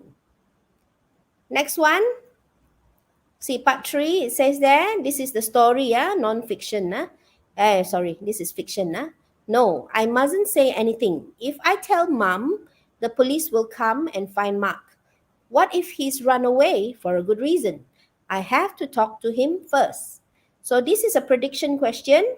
What will probably happen next? You can use this technique. Eliminate the impossible answer. So, which is impossible? Will she go and tell mom? Dia cakap, no, I won't tell mom. Why? Because mom will tell the police. Betul? So, kita cancel dulu benda yang impossible. Grace will ask her mother, no, she will not do this. Grace will contact the police, no. So actually, I'll have to talk to him first, means Grace will go looking for the boy. Begitulah. Alright? Kita kasih cancel lah, eliminate impossible answers. Reading skills. Okay. So here, the skill that you need, I told you just now, is logical sequencing. Yeah, you look at the main topics and then you rearrange according to the sequence. So we use chunking of ideas. Next one, compare and contrast. Remember, I told you question 19 and 20, you need to compare and you need to contrast. Okay? All right. Can anybody go and Google what is anaphoric and cataphoric? What is anaphoric and cataphoric? Teachers, have you ever heard anaphoric and cataphoric? Do you know what it is?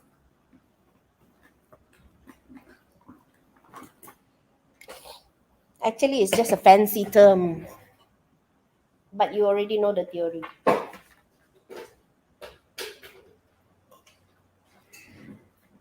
Okay? Okay, anaphoric and cataphoric. Panas already my phone.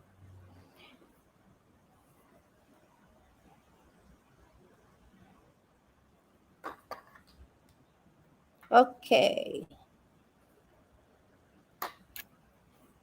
So let's go to here and you have a read first. You read first. What is anaphoric and cataphoric? Oh no.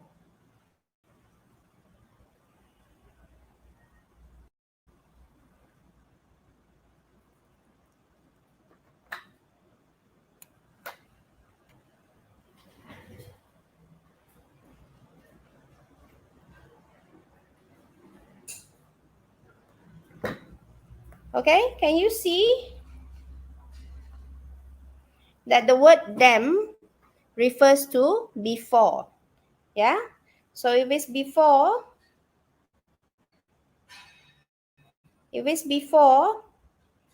this is called anaphoric reference. Okay? You look here, this is cataphoric reference. Yeah. Wait.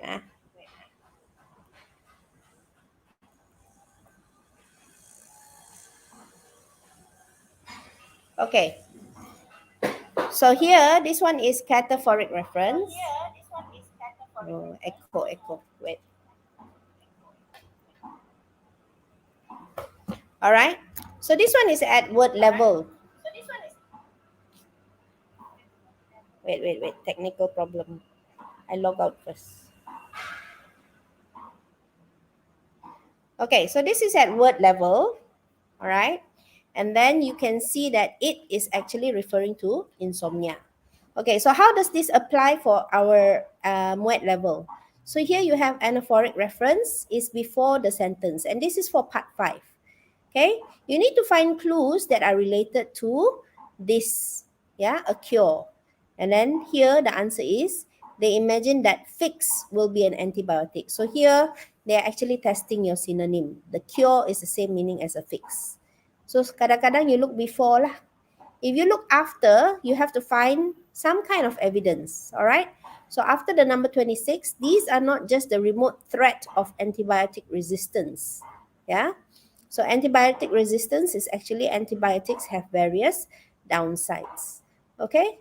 So that's how we choose the answer. I know it sounds a bit tricky, but at the end of the day, when we make questions, we need to make sure that there is a link. Either the link is before, which is anaphoric, and the link is after, which is cataphoric. Okay? All right. So that's the meaning of of anaphoric and cataphoric reference. So my question for you is that for reading, is there a difference between anaphoric and cataphoric? The answer is no, because when you're doing reading, you can still look back and you can still look front. So there's no difference in the difficulty level. How about speaking? Listening. How about listening? Is there a difference? Is there a difference? So which is harder for listening? Anaphoric or cataphoric? Everybody answer in the comments. Which is harder?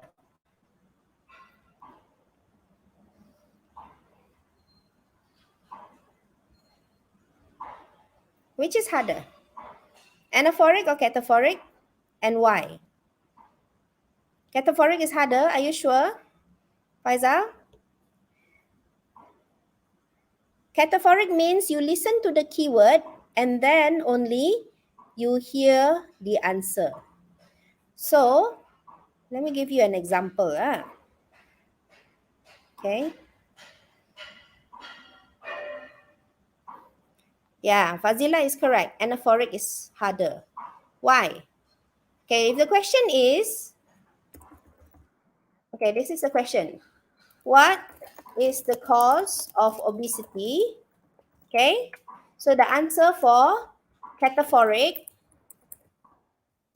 the cause of obesity is junk food. Kalau dia anaphoric, okay, junk food is the cause of obesity. So for listening, when it is listening, which one is harder? For listening, anaphoric is harder. Why? Because bila kamu sudah dengar jawapan, baru kamu dengar dia punya keyword, terlambat sudah. Kamu tidak ingat sudah what is the answer. That's why we usually have anaphoric questions at the end of part 3, part 4, part 5. Dia tidak akan timbul part 1, part 2, part 3 usually. Dia akan guna anaphoric referencing for harder questions because the moment you hear the answer, baru keyword dia keluar. That's the difference. Okay? Okay. So, what is the conclusion for our reading? Kejap. Where's my PowerPoint sudah? Okay, what's the conclusion for our reading tips? You need to be able to read different types of text and articles, yeah? So this is the conclusion. Reading questions before the text, highlighting the keywords, skimming and scanning. MPM will always try to trick you using synonyms and phrasing. Vocab, you need to guess the meaning. How do you guess? Positive, negative, neutral. You need to look at the root word and the imbuhan awalan, prefix, imbuhan akhiran, suffix. Inferring is a technique. Eliminating is another technique. Logical sequencing, comparing and contrasting, anaphoric versus cataphoric, and last but not least, you need to read all different types of genre or materials. Yay! So we have finished reading and listening. We still have speaking and writing to go. Okay, I take 5. I stop sharing for a while. I take 5. All right. Can ask me. Okay, madam. Okay, that was indeed a very informative sharing. Thank you, madam. So, ladies and gentlemen, I think we'll take a break first, and worry not, the sharing will recommence in a few minutes.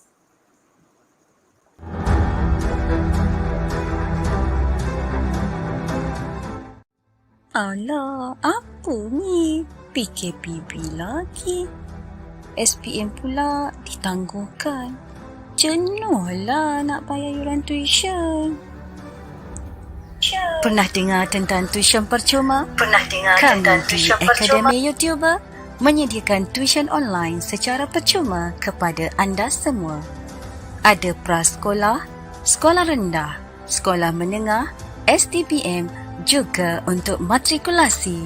Percuma je.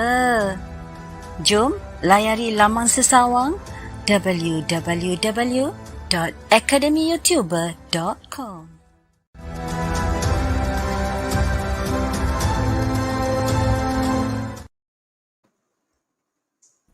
Hi everyone, welcome back. I hope everyone had a good break. So the advertisement just now was brought to you by Academy YouTuber Malaysia, e-Didik Malaysia, and Kumpulan Guru Malaysia. So now we have like 503 viewers. So the highest record is 599 viewers. Thank you for still being here. So please continue to stay with us until the end of the webinar.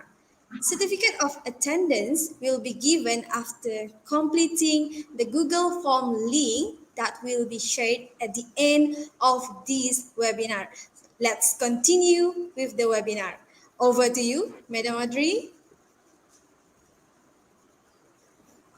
Okay, so I'm going to share screen again. Okay, before I continue, let's have an open question about reading and listening. Any questions about reading and listening that you want me to answer?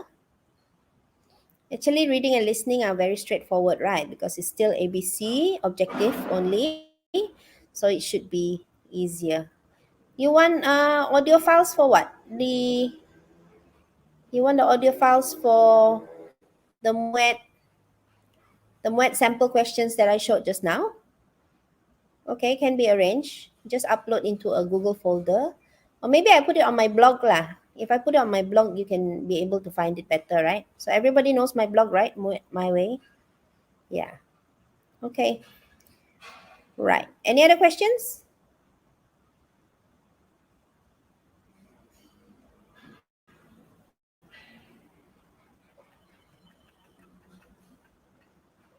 Okay. So now we're going to go to writing, yeah? So writing, there are two parts and it's only 75 minutes per exam. And the two things you need to do, okay? Task 1 and Task 2. You will be assessed on task fulfillment. What does this mean? Able to fulfill the task, the requirement of the task. They ask you to write an email about a camp. The content must be related to the camp. If the email is about a suggestion for a holiday, you must have proper information related to the task itself. Organization means how do you organize your essay? Either it is an email, a letter, or an academic essay. Yeah. Structure is your sentence style. How many sentences do you know? Do you know in Malay you have ayat, what is it? Ayat majmuk, right? And all that. So we have that as well in English, yeah? We call it simple sentence, compound sentence, and complex sentence. Can anybody tell me what is lexis? Lexis? What is lexis? Lexis is actually your choice of vocabulary. See? So even here it's already noted that in order to improve, you need to improve your fluency, which is your lexis. Huh? Okay. So let's look at the first one. Yeah. Make it a bit smaller. Make it a bit bigger. Okay, you're advised to spend 25 minutes on this task. Your classmate Armani was absent from school because he was sick. Read the email from him asking about the school English camp that he missed. Okay, so, I missed the English camp. How was the school English camp? I feel very sad that I could not join. Okay, great. I heard that there were lots of fun things to do. All right, can you see this word over here? Fun things. What can you tell me about this word? Remember the first grammar rule? The first grammar rule says that we need to look at the nouns and count the quantity. If it's more than one, we put the S at the back, right? So if you actually write about only one fun thing, depends on what the question wants. If they ask you for two fun things, you need to talk about two. If they say some fun things, you need to talk about more than one. But here it says what is your favorite. So be careful. If you see the fun things, you might be tempted to write a lot. But here they just want you to describe the favorite, which means only one activity. Okay, next one. I also heard campus had to share tents. Did you like it? Yeah, and you must follow the instructions on the side. If they say no, but you say yes, we cannot give you marks, okay? Yeah. I heard too that the school is planning another camp soon and I want to join it. Okay, tell Armani. So you need to answer this and you need to write at least 100 words. Usual question that all students ask me is what happens if they write more? There's no problem if you write more. You can write 100, you can write 200. But I would not suggest that you go higher than 200. Why? Because you only have 25 minutes. And then at the end of it, you will make too many mistakes, yeah, either in grammar or vocabulary if you write more than this amount of word, okay? So being able to be precise and concise using low frequency words, yeah, you will be able to get higher marks, okay? Next one, task number 2 is very, very interesting. Now they go using scenarios. They make questions according to scenarios. So you attended a talk by a famous fashion designer, which was recently organized during your school's career week. So that's the situation and the scenario. And then the following comment was made by the guest speaker. Fashion defines a person's character. Okay, a lot of people ask me, should I write argumentative or should I write discursive? There is no law that says you must write argumentative or you must write discursive. It is entirely up to the student to interpret. What is an argumentative essay? You look at this point and you say, I agree or I disagree. Yeah, usually when you disagree 100% or agree 100%, it is more argumentative. That means you argue only for one side of it. You can also interpret it as a discursive essay. Yeah, discursive means talking about both sides of the coin. How would it be if you agree and how would it be if you disagree? So when you talk about the pros and the cons, yeah, the good and the bad, explaining about the whole concept, this one is called discursive essay. Okay, so teachers, if you're marking, you do not go into the exam, you do not go into the marking thinking there is a set answer. There is no set answer. It's up to the student to write. Again, another question students ask me, what if I write 500 words? What if I write 700 words? There is no limit actually, but you need to pay attention to the time and you need to think of self-penalizing. What does that mean? If you write too much, your grammar will be haywire a little bit. You will have more opportunity to make mistakes in spelling, in capitalization. You will have more errors, okay? So try to reduce. I usually advise my students double the amount is fine, but don't go beyond. So I would cap it at 400 to 500. Okay, because writing 250 is actually very, very short, and you couldn't get a band 4, band 5 if you only write 250, unless you are very brilliant in the language. Okay, so those are the 2 writing questions. Yeah, let's go to the point. Okay. Saya anak kipas says, teacher, can you teach us about how to make sentences? That's very good because I have a PowerPoint for that. I have a content for that. Sample answer. Wait,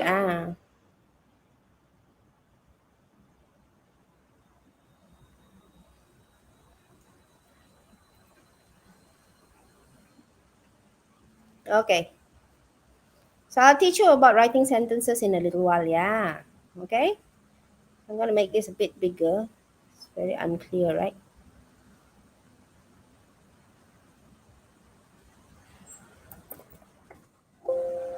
Okay.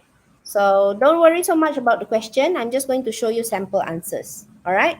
So now I want to tell you that there is a format when we mark these essays.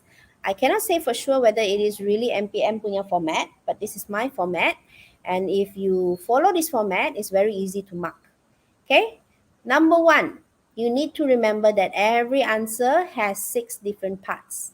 All right? Whether it's an email or a letter, you have 6 different parts.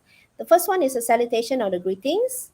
Second one is first point, but you must have elaboration. Second point plus elaboration. Third point plus elaboration. Fourth point plus elaboration. These are from the notes on the side. Okay?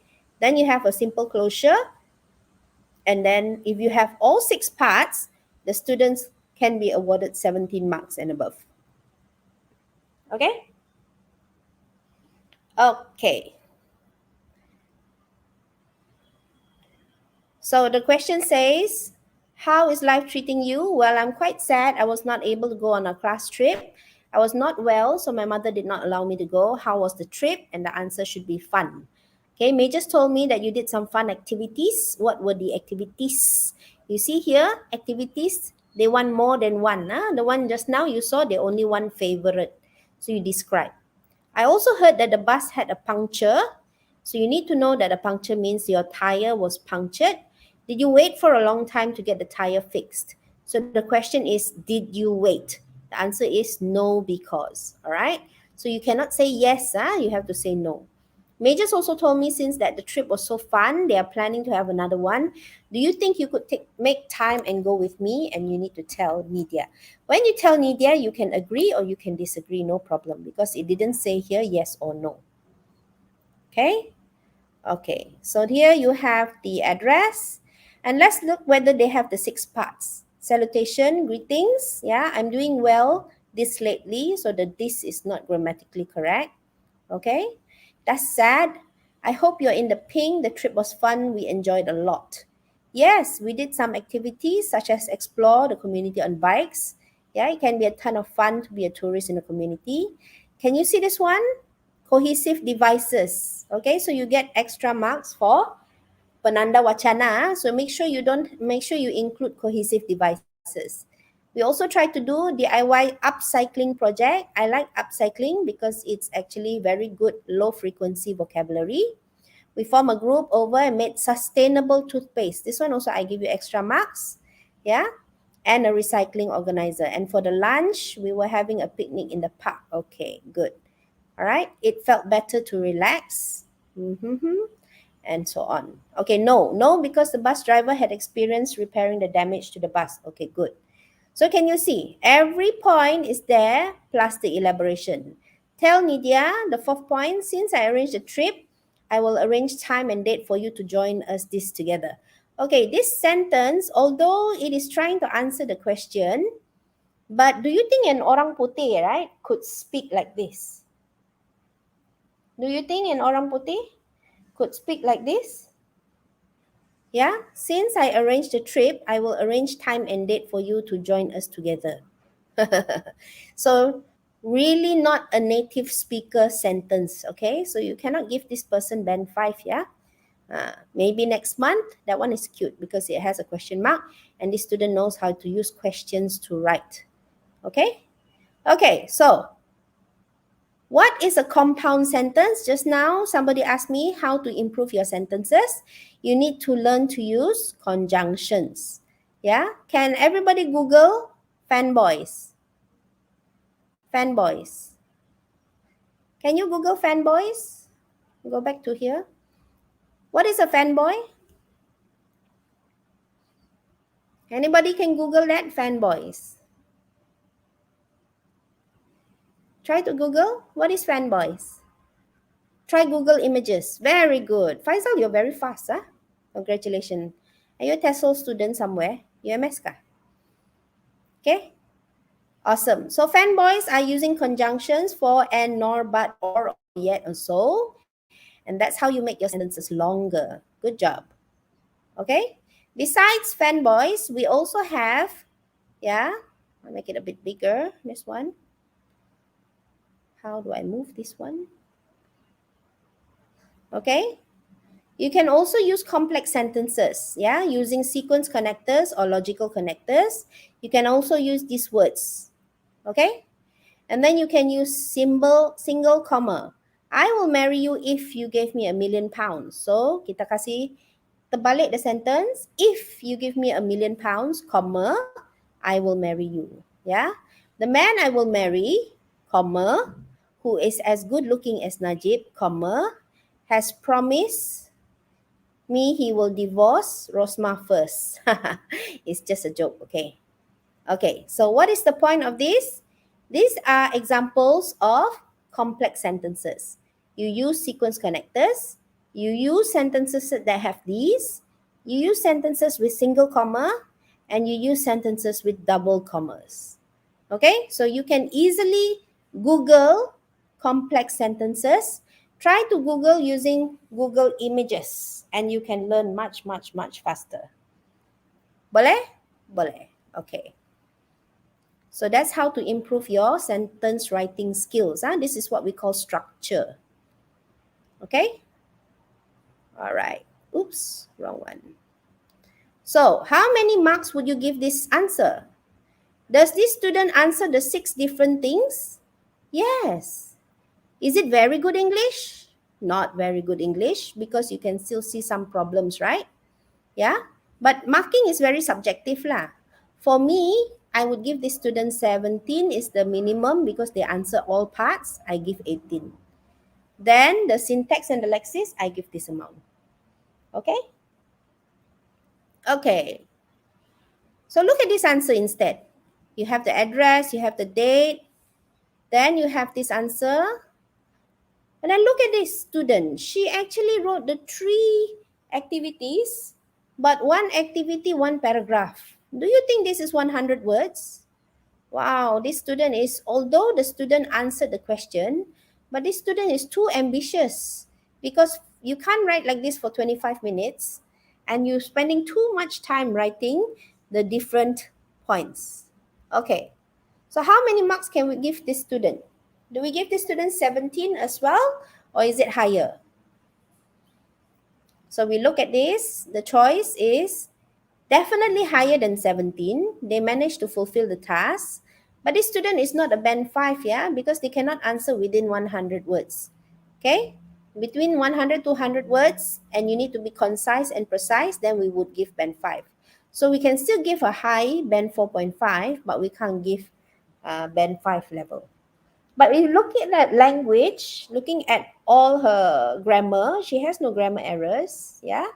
She has very fluent way of expressing herself, okay? So you could give this student quite high over here. So plus minus campur, you get 25 over 30. All right? So what would you say? Keep it short and sweet. Yeah, low frequency is better. Have a lot of expressions saying proverbs and quotes. Make sure you have all 6 parts. If you don't have the 6 parts, you cannot get 17, ya. Kalau soalan dia cakap no because, kamu jawab yes because, tolak markah, you should be somewhere here or here. Okay. Make sure it is the right format. And then make sure you edit for your own grammar errors. All right. Lisa, is it possible to get anybody to read kah? Is it possible? Boleh. Oh, you ask Maisara lah. Maisara the moderator kan? Okay. You ask Maisara to read for me. I penat already.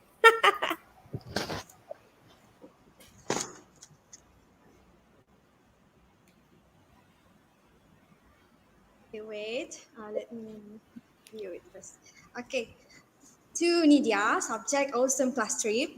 Okay, while you have been under the weather, life has been a bed of roses for me. Our class trip to Eco Gardens last Friday was definitely a fun-filled and action-packed, memorable event for us all. We did some fun activities at the camp and everyone had a whale of time. We flung ourselves into the challenging activities they prepared for us. Of the 3 activities sorted out, arts and crafts, and one person, one tree, I found the third one the most meaningful as we each planted a tree. It reminded me of a saying I read somewhere: the best time to plant a tree was yesterday, and the second best time is now. All good things come to an end though, so before we knew it, we were heading home. However, the bus suddenly had a puncture and we came to a screeching halt by the roadside. Fortunately, the tire was fixed in a jiffy as the bus driver was an expert in these things, and we were soon safe and sound at home. News on the grapevine has it that this event was so successful, they are already hatching plans for the next one. I sincerely hope you will be as fit as Fidel soon, so you can make time to join me at this camp. It's a wrap. Buzz me soon, your friend Hasniza. Okay, that's all. Yay, well done. Marvelous job. Thank you, my Sarah. All right. So would you give this students high mark? High marks? Yes or no? How many marks would you give this student? 17 only? Of course not, right? Yeah, look at the phrases and the expressions. Under the weather, a bed of roses. Instead of saying a fun event, a fun-filled and action-packed event. Instead of saying everyone had fun, everyone had a whale of a time. Yeah? Of the three activities, can you see this is a complex sentence using double dashes. Okay, double dashes. You can put the examples in the middle. And then the student also has a proverb. The best time to plant a tree was yesterday, and the second best time is now. Another expression, all good things come to an end. Yeah? You see there is however, okay? So you have some example of cohesive devices, unfortunately. And then some expressions like safe and sound, in a jiffy, news on a grapevine, hatching plans, and as fit as a fiddle, and it's a wrap. Buzz me soon. Yay! So this is what we call a 5.5 band essay. Ta-da! Okay. So what is your confidence level? Everybody, give me a smiley face if you're confident enough to write like this. Give me a smiley face if you're confident enough to write like this. Yeah, Sheila gives 26 only. Yeah, Kedekut also see Sheila. It's actually a 28, 29, 30 essay already. It's already very, very good, this essay. Everybody still here? Give me a smiley face. If you're confident, you can write like this. Tiada orang berani kah? Aduh. Okay, what makes a good essay? Short and sweet. Lagi? Give me some tips. Short and sweet. Add some proverbs. Okay, Nurul Natasha, Madam, doakan. Okay. Only 2 smiles, Marcella. Okay. Good. Donnie, well done. Virtual hug, Rachel. All right. So, if you are confident enough to write like that, you can only increase your confidence by improving your vocabulary, kan? That's why I spent 1 whole hour trying to improve your vocabulary and your accuracy. Yeah? Yes. Low frequency words, proverbs, expressions. What else? No grammar errors. That is what we're looking for. And we don't want it too long, yeah? 100 to 200 words cukup. Okay, any other questions before I continue to task 2?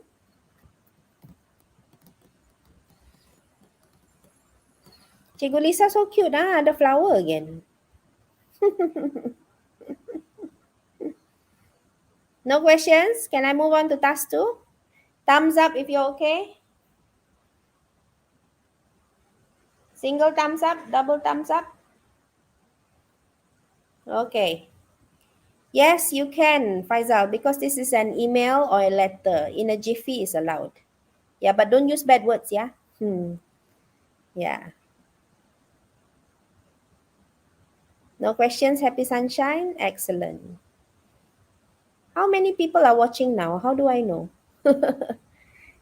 Still 500 plus?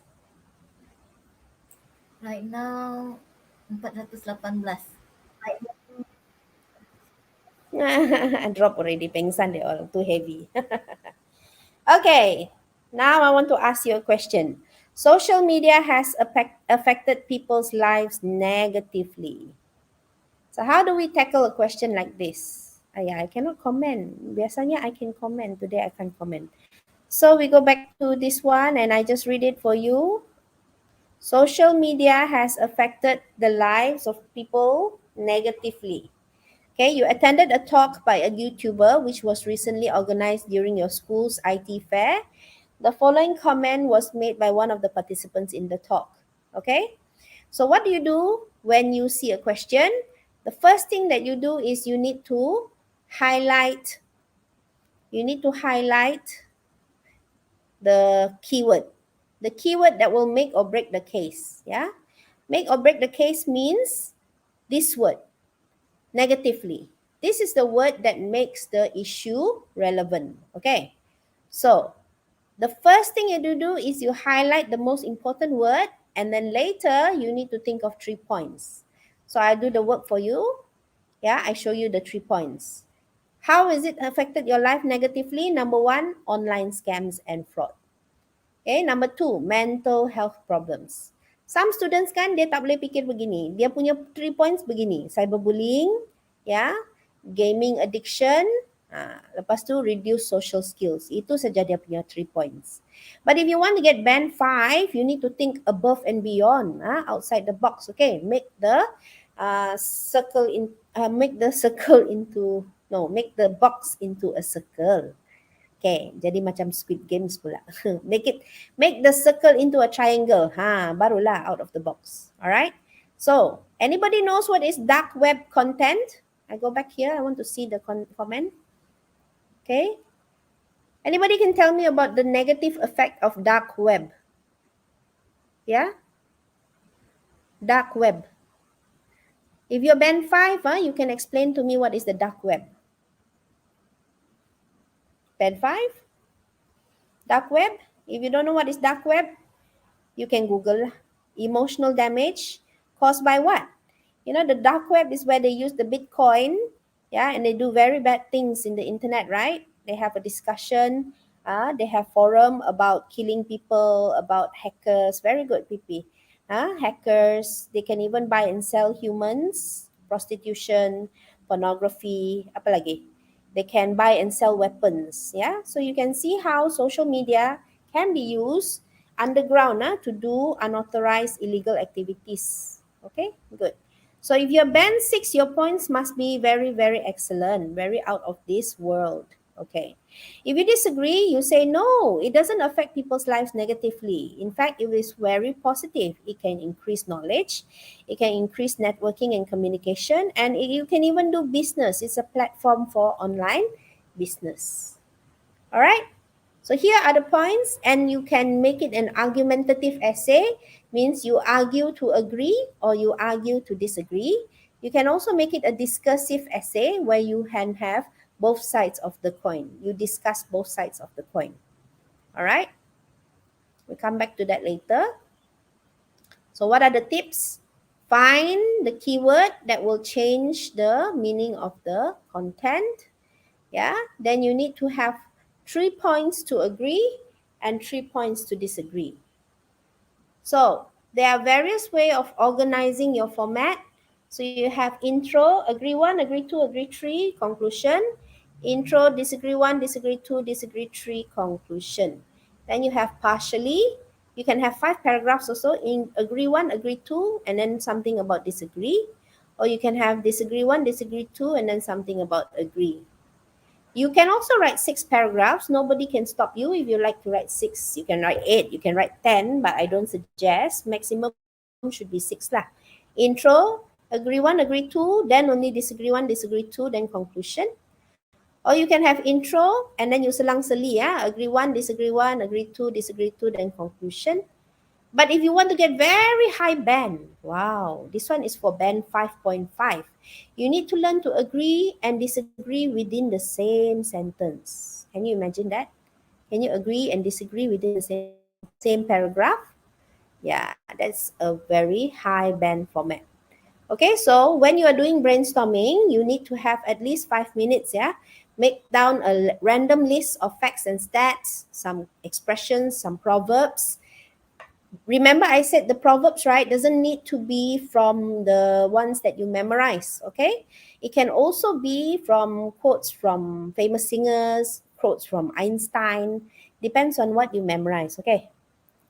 And then at the end, you try to write a recommendation in the essay, and what can you do and what can the authorities do, okay? So it's very important for you to have a brainstorming. And at the end of it, you need to check your grammar, because if you keep making silly grammar mistakes, then you will have a lot of problems, okay? Okay. So let me show you an example of a high band. My Sarah, can you read again, my Sarah? Or Lisa, can you Okay. ask someone else to read? Anyone wants to read can read. Let me read it. Oh, Okay, this question from Christina. For writing and speaking, the question will be related with what's going on now, or it can be anything. Could you please anything, yeah. enlighten us? Anything. Basically, everybody, there's no way to spot the question. Most of the time, the questions will be about current issues, but it could be anything. There's one time the questions were even related to sex education. And then the students all couldn't answer because they're so nervous about the topic. Okay? All right. My Sarah, can you read or somebody else can read? This is a combination. Okay, Ben 5 sample. First and foremost, I believe that social media is a double-edged sword because it can impact the user's life in both a positive and a negative way in terms of online business. Topic sentence. If it is used to scam people and to steal their identities, it will definitely cause fraud to happen to people and they may even lose a lot of money which could destroy their lives and make them bankrupt. Reasons. Nevertheless, when the social media is used properly as a useful platform for online businesses, it will be no surprise that businesses will boom and impact people's lives positively. Elaboration. For instance, more and more big companies are moving to Instagram and WhatsApp to do business online by providing online solutions like catalogs and quick payment apps like Alipay, QR Pay, as well getting influencers to be the brand ambassadors. Number three, concrete examples. Therefore, in terms of online business, it has both positive and negative impact to the people depending on how they use the social media, either for their benefit or to scam other users.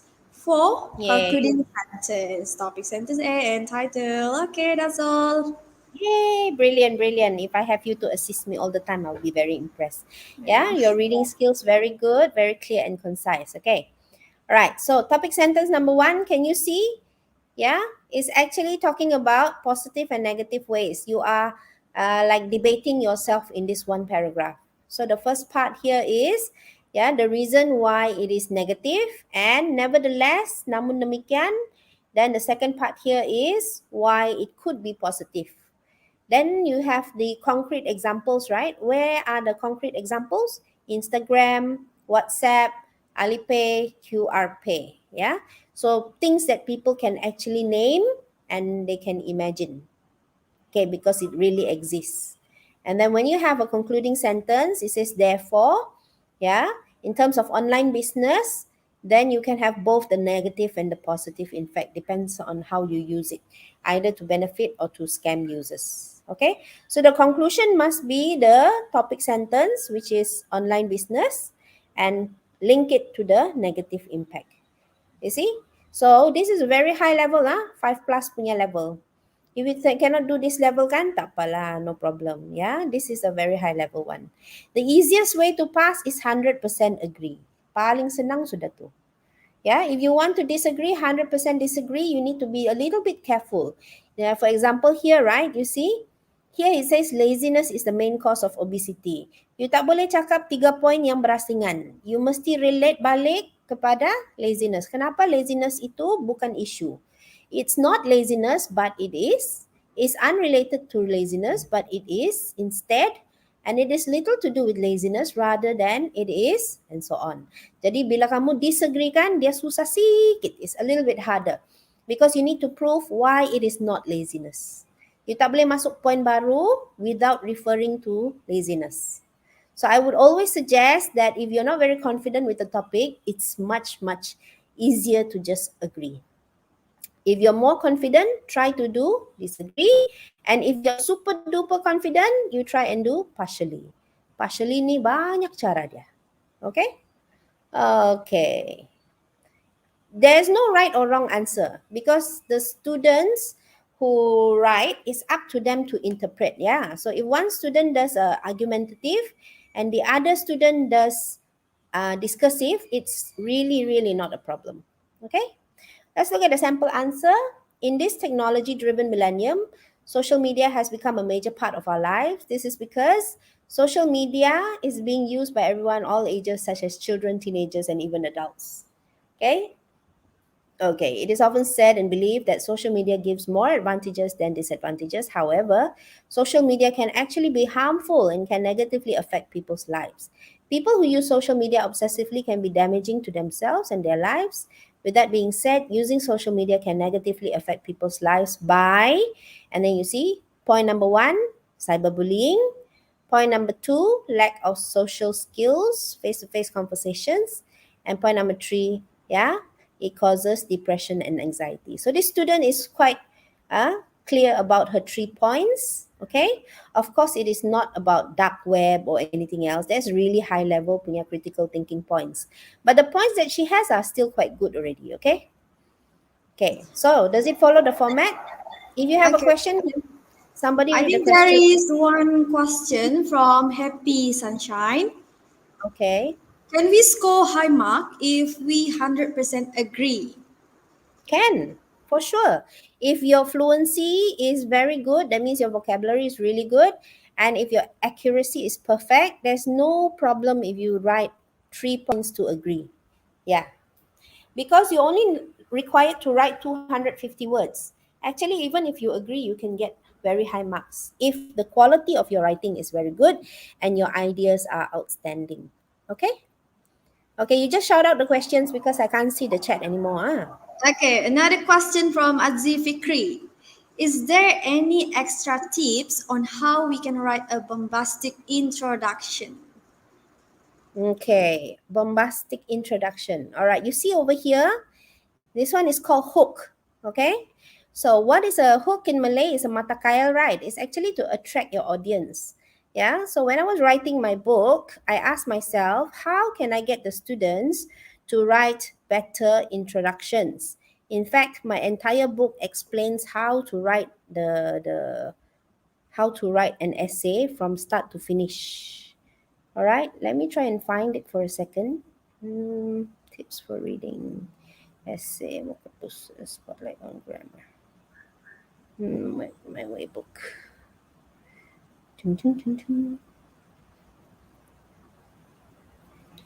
Okay, so this is me advertising. Go and buy my book. When you write a good book, write a book. When you write a good essay, you need 3 things: a hook, a stand, and a thesis statement. Okay? So what is a hook? You need to use different techniques. All right, if you look at my book, right, I use 2 different topics, these 2 different topics.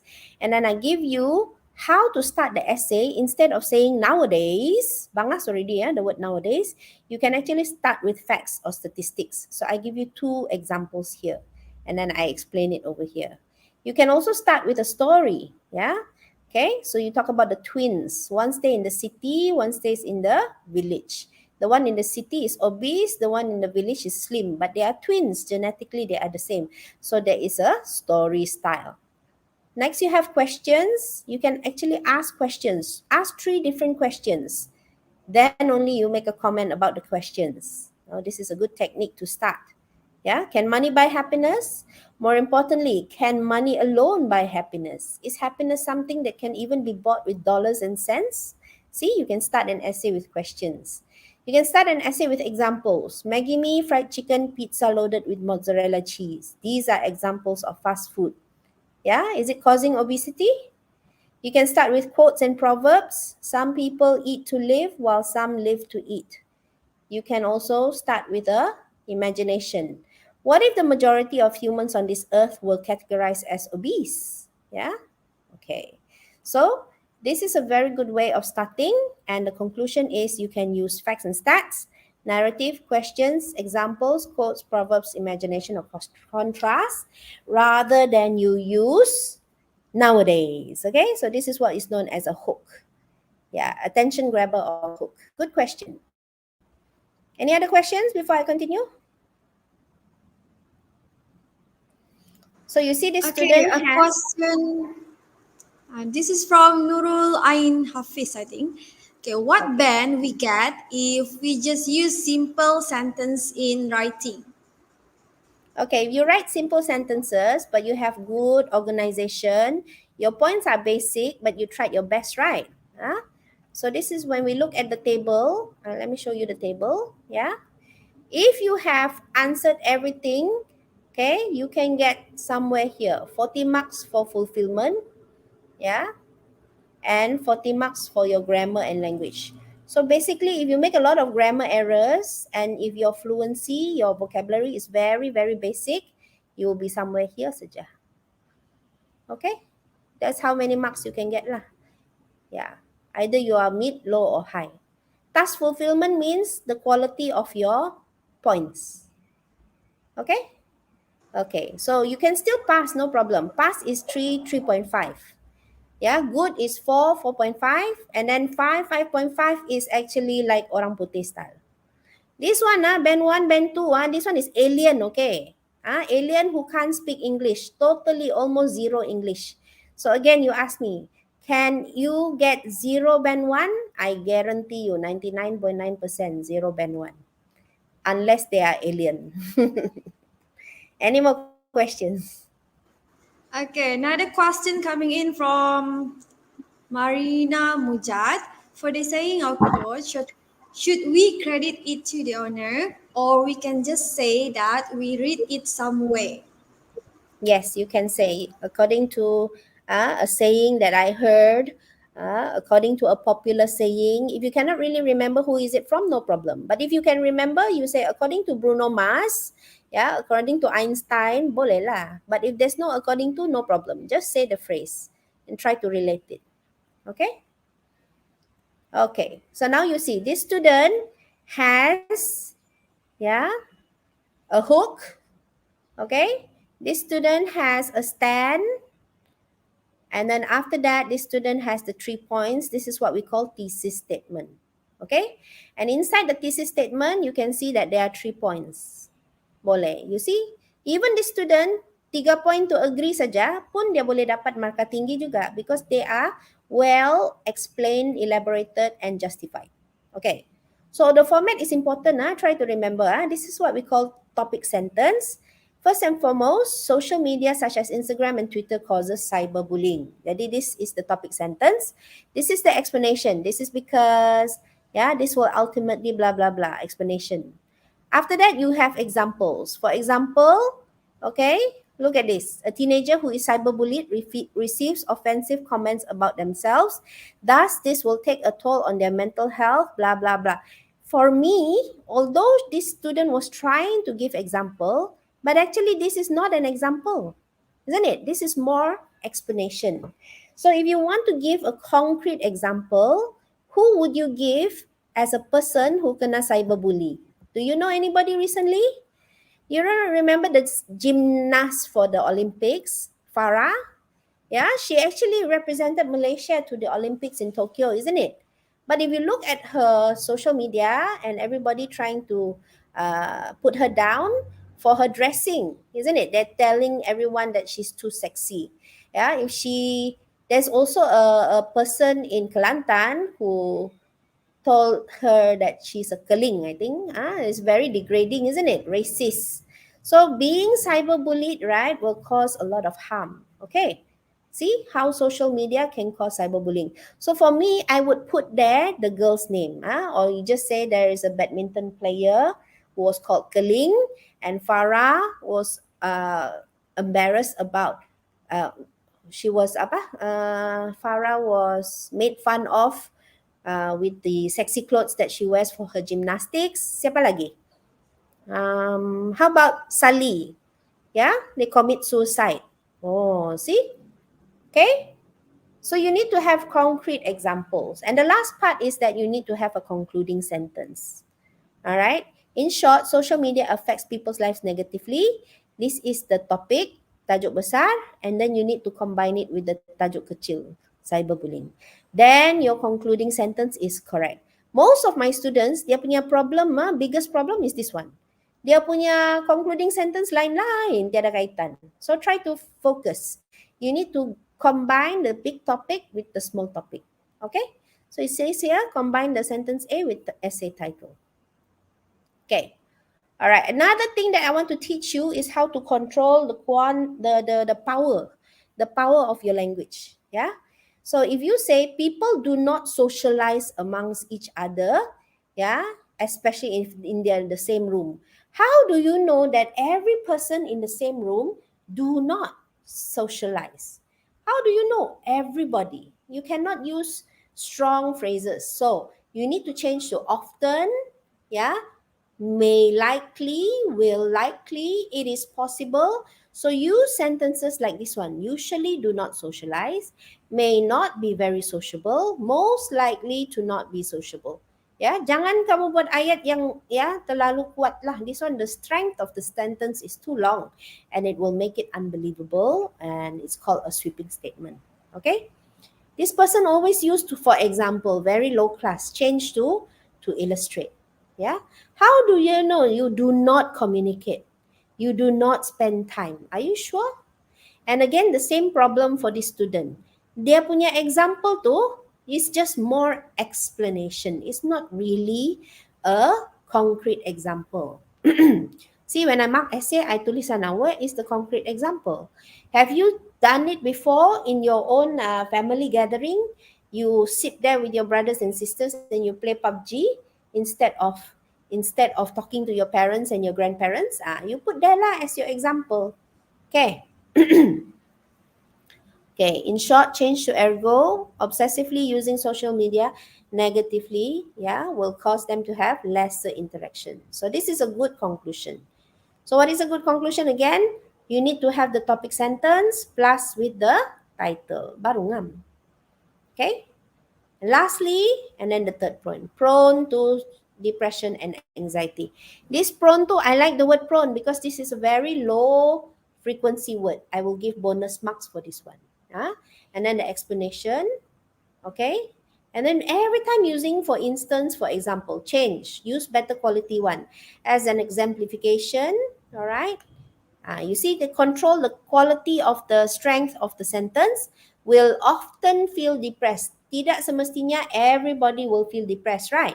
So this is a good way to control it, will often feel depressed. Okay? Okay, in short, in essence, and then the conclusion. See the conclusion?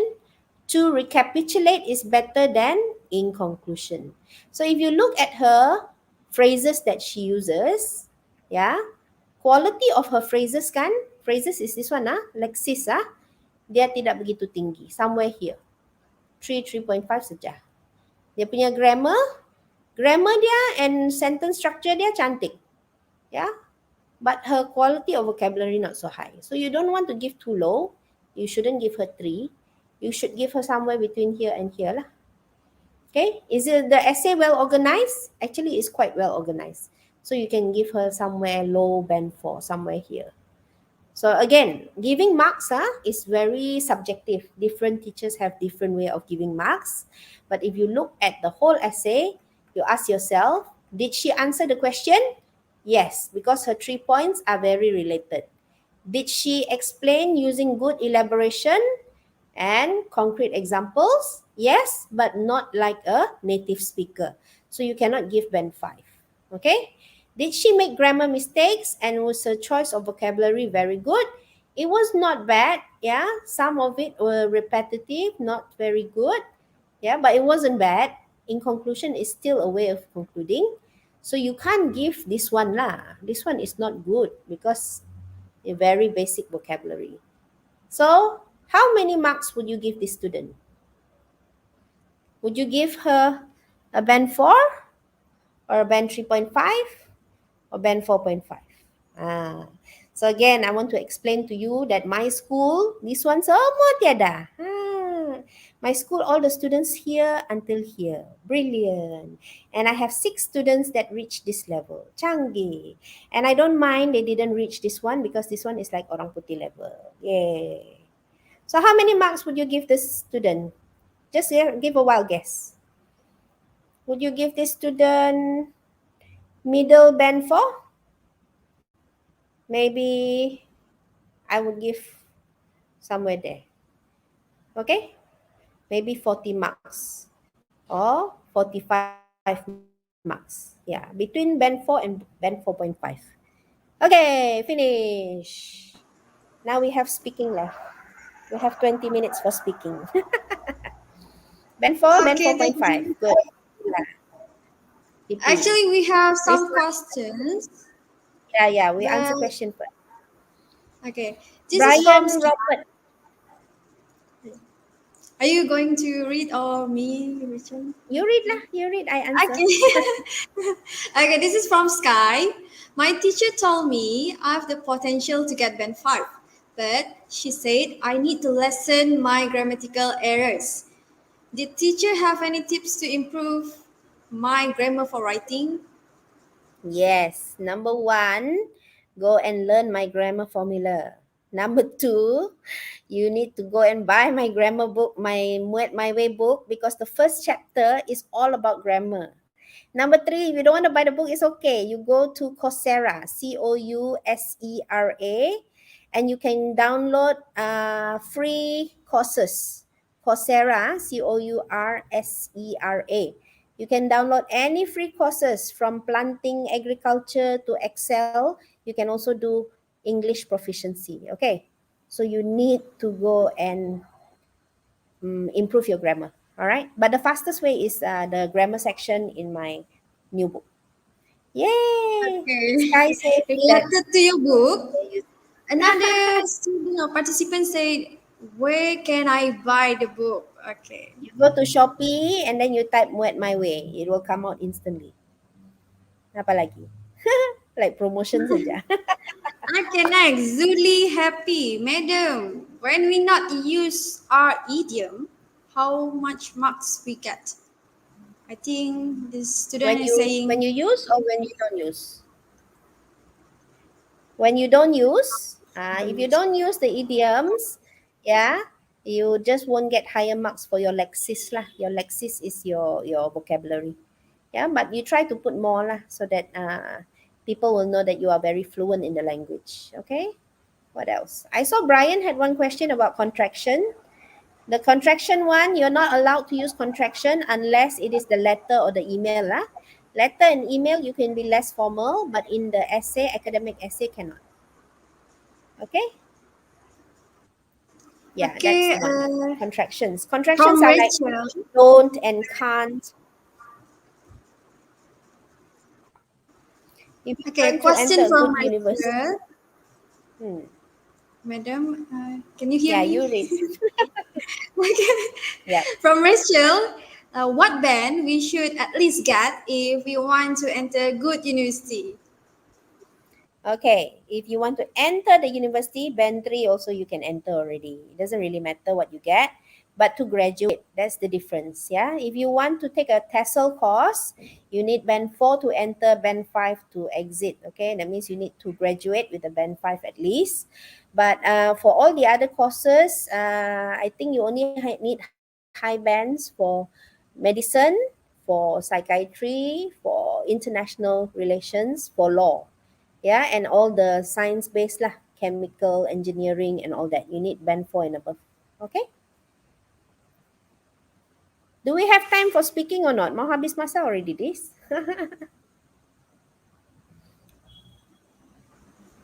I think we can move on to the next part. Last one. Okay, for speaking, I just give a little bit only lah. Any other questions? You can keep your question No more because questions? at the end of this seminar, at the end of this webinar, we'll have Q&A session. Okay, there is one we have question coming just in. a little bit input. Okay, what is it? Okay, for close-ended question in part 2 that asks us to justify the advantages of something, do we have to strictly only talk about the advantages, or can we also include some disadvantages or contradictions? Okay, I would advise you, if you're very comfortable with the language, please always, includes some advantages and contradictions because it shows very high level of critical thinking skills. All right, I show you one example. You see this one? Where is it? Okay. For example, smoking should be banned as it is a hazard to mankind. Okay. So if you're very comfortable with agree, you just write 5 paragraphs. First reason, is bad for our health. Second reason, waste of money. Third reason is bad for the environment. All right. Very straightforward essay. You can get high marks, but not necessarily you can get very, very high lah. Then if you disagree, you said, no, it shouldn't be banned. Because look at Malaysia, we never ban our smoking, right? Why we don't ban it? Because it is profitable for the people who sell it. Another one, it is good for our economy. Okay? And then the tax that is collected can be used to upgrade the infrastructure. So if you're very good in English, you can actually go to this part, which is, you agree and disagree at the same paragraph. See? At the forefront, it is clear that smoking is a health hazard to mankind, even though there are cases where, some smokers can live healthily into their old age, isn't it? Some people die because of smoking.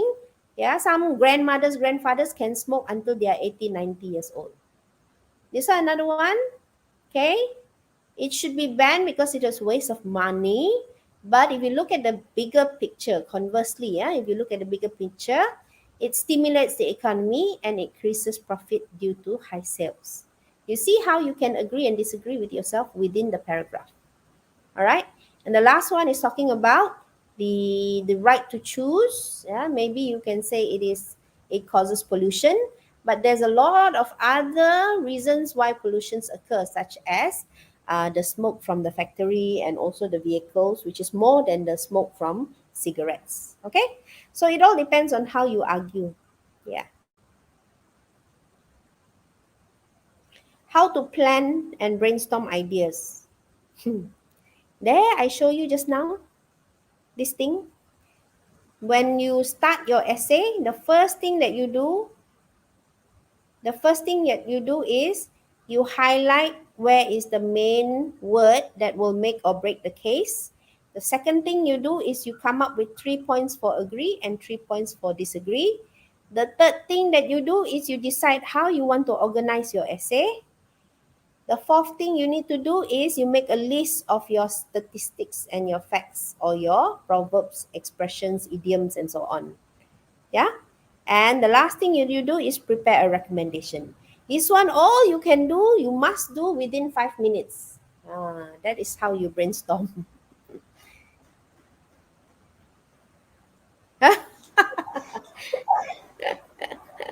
Actually, there are a few questions, but do you still want to answer first or you want to continue on the speaking part? I think we go to speaking for a little while, okay? Because I only have 10 minutes, maybe 15 minutes for speaking. Okay, we do speaking for a few minutes. Number 1, I've already shown you this one, right? So this one just tells you that you need to memorize better phrases. Okay, so go and memorize the better phrases. Number 2, if you want to have a good individual speech, okay, you need to start with greetings. I even give you different choices, so you just memorize one. To the students yang selalu lupa S di belakang, dia sebut examiner and candidate, tapi tiada S di belakang, janganlah hafal this one. Try to memorize different one like good morning one and all, or top of the morning to everyone. Cantik lagi if you memorize the better quality. So you just choose your favorite one. For example, you choose this one, okay? Or you don't like this one, you choose this one. Okay? So make sure number 1, you have greetings. Number 2, you have opinions. So many different choices. Number 3 is your first point. Jangan lagi pilih yang this one lah because bangas already. So change to for starters or to begin with. Cantik lagi daripada you say firstly. Then you have reasons and elaboration, examples. Okay, don't say this one anymore. Change to moving on to my next point or another point to ponder. Okay. So if you follow this format, you can speak for 2 minutes very, very easily. Extremely easily. Here are more tips. before you start, if you want to ask for clarification, maybe they will just explain to you. Yeah. Remember eye contact. Okay, you need to smile. So your eyes also must twinkle, twinkle, little star, especially now. Yeah, you sit very far, from the examiner, 1 meter away, Yeah, so you need to have eye contact. You can use your hands for emphasis. Yeah, sit up straight, speak loudly and clearly because you're 1 meter away, very far away already because of the COVID. If you can crack a joke, you can definitely make them laugh. They will love it. Yeah, for example, everybody must be very brave. Yeah, such as me. I'm brave to tell everyone that I am the most beautiful girl in the world. Ha ha ha ha. Then you laugh by yourself. Kan tidak apa. Because examiners will smile and then they will give you some extra marks lah because you can crack a joke. You're confident enough. Okay, when the others are talking, you nod your head. Listen attentively. If you want to interrupt them, make sure you are polite. Okay, don't forget to smile. Yeah. So here is a sample. Okay, this one is what I want to teach you. Right now, the new format is a little bit different, yeah? Okay, so you're given 3 minutes to prepare. So what you need to do during the 3 minutes, if I can just explain to you very quickly, is you need to, okay, we look at the instruction again. It says, some ideas have been provided in the mind map below.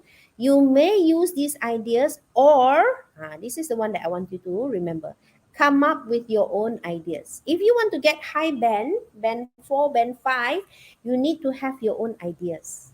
Okay? So the first thing that you do when you see the question, I make it a bit smaller. The first thing that you do when you see this question is you're going to write your 6th point. Okay? What factors affect the popularity of a university? Cost of the courses. Maybe this one is the cost of living.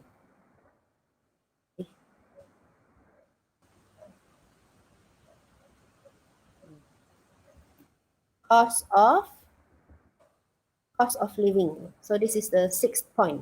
Why? Because the question says that you can use some of the ideas. These are the 5 ideas given. But if you want to get extra marks, you're going to use your own idea. So this one, the red color one, is your own idea.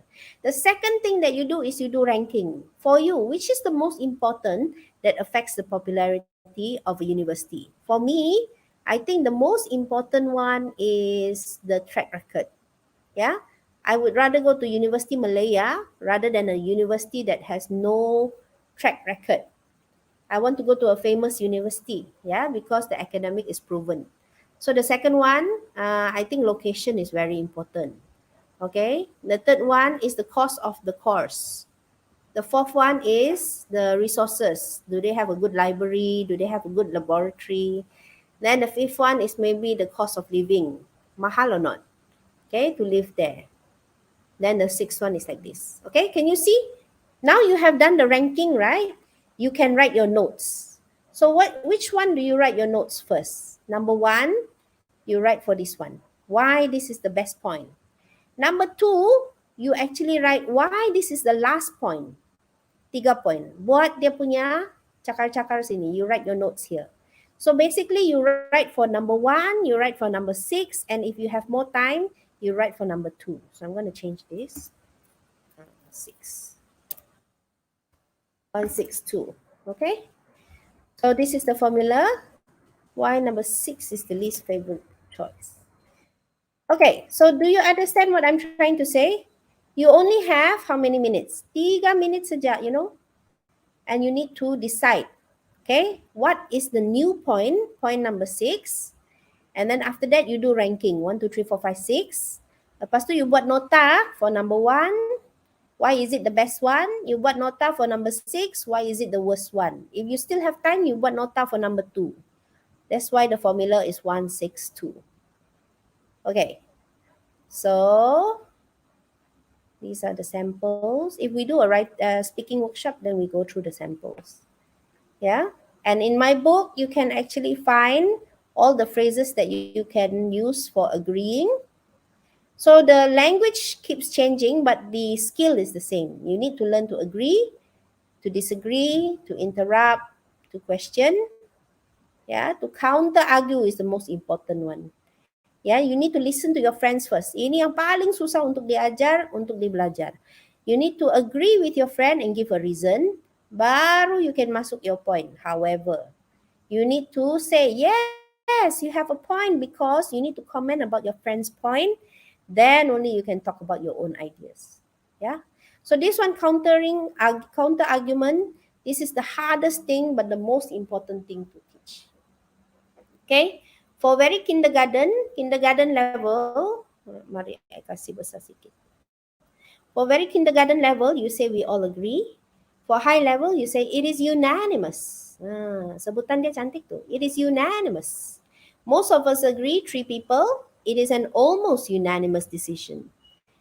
Okay, 2 against 2, our camp is divided. We are unable to agree.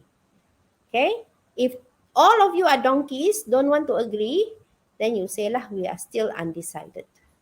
Sometimes you can combine the points. If you want to combine the points, you say it is a synergy of the points. Okay, why? Because you can kill 2 birds with 1 stone. All right. And if you go through the book, I'm going to change this one. Okay. If you go through the book, I even have a template for you. You can use the template and just fill in the points. But the language is there for you to do. All right. So this is a presentation style. This is not workshop style. If workshop style, I will ask you to actually do it with me together. But because we don't have enough time, I just show you what you need to do. Okay. Recap. Number 1, learn the phrases. Hafal, memorize, and use. Number 2, this one will help you to speak confidently for 2 minutes. Okay. Number 3, when you reach the task 2, you need to be able to think of your own idea. And then you need to be able to write notes for ranking number 1, ranking number 6, and ranking number 2. It goes very fast, 3 minutes over, and then you have to start talking. When you start talking now, you're not allowed to copy notes, okay? You just have to listen carefully. All right? Okay, and then the last thing that you need to know is you need to memorize the phrases, especially counter arguing. Okay, habis. That is the fastest I've ever done for speaking. I open the floor to questions. Okay, thank you, Madam Audrey, for the wonderful sharing just now. So, ladies and gentlemen, now we'll be having a Q&A session for after the sharing given by Madam Audrey. So, feel free to ask your question in the chat box, and you can mention your name and also school. Okay. While waiting, let's watch an advertisement from Academy YouTuber first. Okay. Berita baik untuk semua. Kini Akademi YouTuber memperkenalkan sistem mata ganjaran kredit Ayu untuk dikumpul.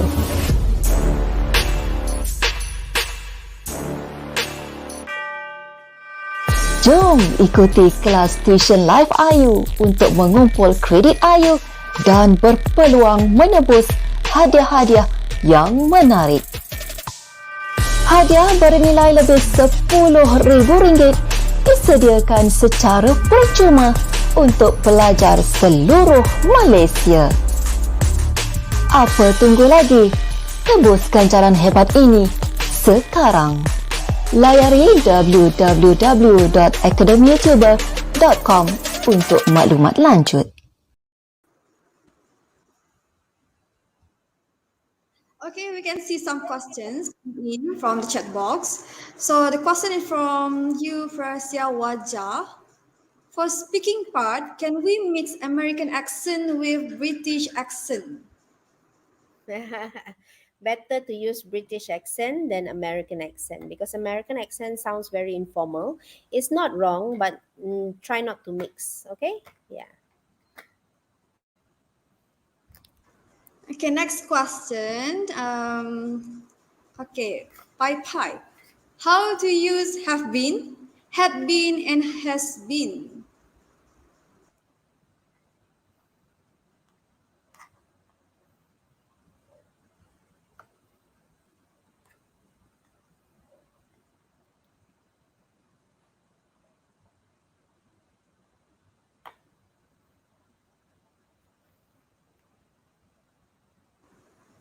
Madam, you there?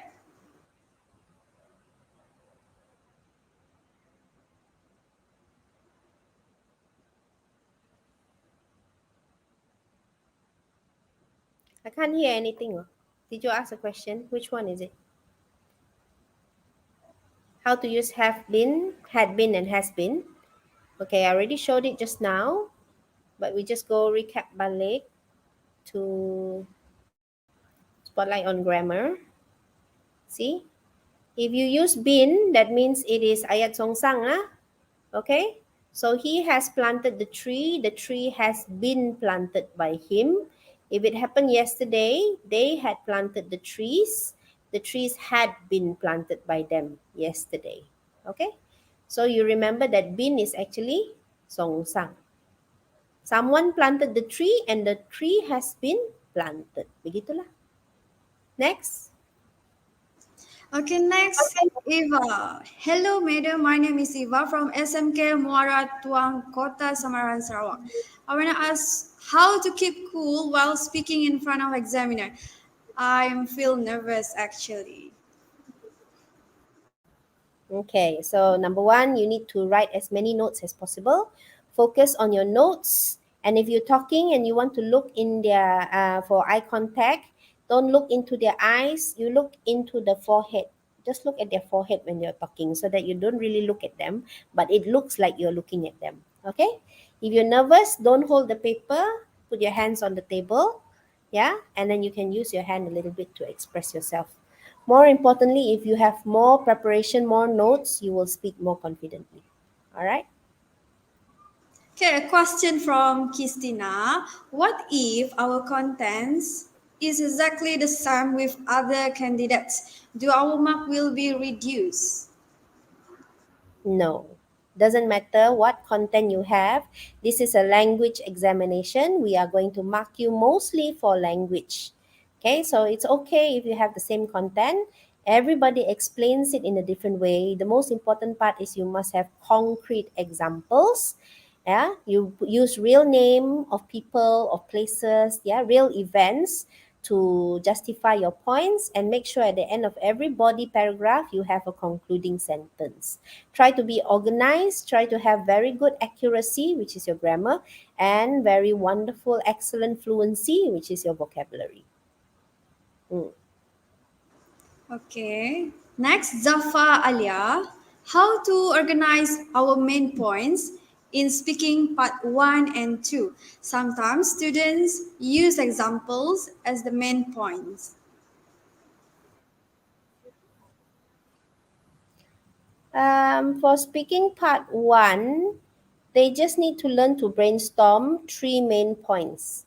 Yeah, train them to have introduction and 3 points.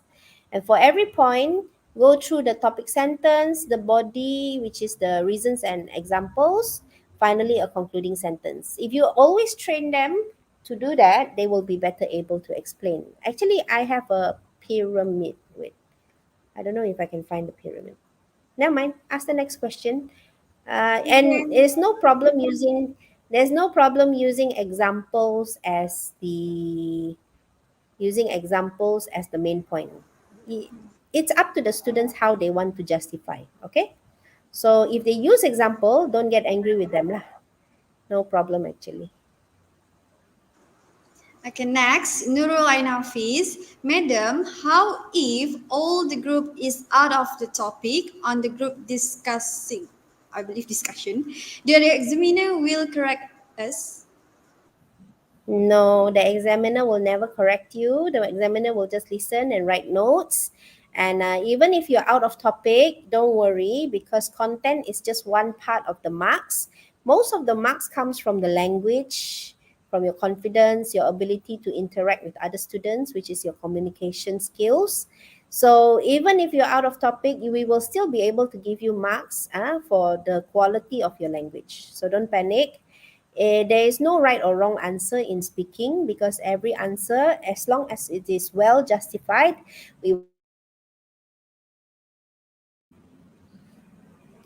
Besides, every person will be given marks individually. You won't get the same mark as your friend for the discussion.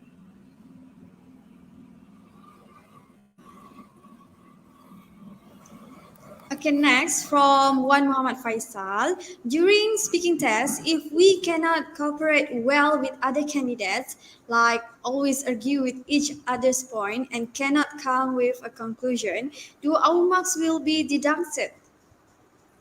Okay, the question is, will our marks be deducted? And the answer is no, because in real life situation, not every conversation will have a conclusion.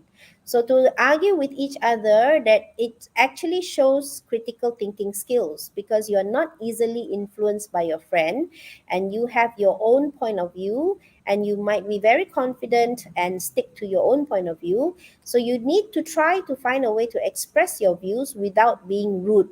Yeah, as long as you're not rude and you try to have a logical explanation for your own points, it's okay if you do not agree. That's why when I showed you the examples just now, yeah, there's also one example about how to conclude if none of you agree. Okay, yeah, just try your best to agree. Gaduh di luar tidak apa-apa, you just pretend to agree lah. Yeah, use your surroundings as your simple example. Hi Susilawati, nice to see you. Okay, examiner What judge do based on what? Sorry. Okay, can I read? Can. Go ahead. Okay. Examiner judge based on what in speaking exam? Yeah, they look at different things. Of course, they look at your content. They also look at your language. Okay. And they look at your organization, how you organize your speech. That's why I showed you just now. First, you have greetings, then you talk about the topic, then you have the first point, elaboration. So if you are well organized, with good accuracy, good fluency, you put in some proverbs, you'll get very high marks. Okay. Only for the discussion, there is an extra category there for you to get marks for managing your discussion or your communicative ability during the discussion. That's why you have to listen carefully. Some students, they're busy talking, they're busy thinking of what they want to say, but they never listen to their friends. That's why I told you counter arguing is the hardest skill to learn and the hardest skill to practice, because most of the students will be busy thinking of what they want to say. They didn't really listen to their friends, and therefore they cannot comment on what the friends said before they introduce their own points. So remember that counter arguing is very, very important. Hi, Nolisa. Okay, another question from the same participant, I think. Christina, for group discussion, when other candidates are talking, can we write down their ideas so that we can use it when it comes to our turn? I think the new format now is that after the preparation time, you're not allowed to write anymore. Yeah, that's what I heard. But I haven't actually been in the exam because I'm no longer an examiner. I retired already. But I heard that you're not allowed to write anymore after the preparation time. So you have to just make a mental note. Okay? Okay, next question. How other candidates should help the weak Wow, this candidates to live speak is their more than 3 point hours during already. their I'm actually speaking very, test? very impressed and very grateful to have such an audience.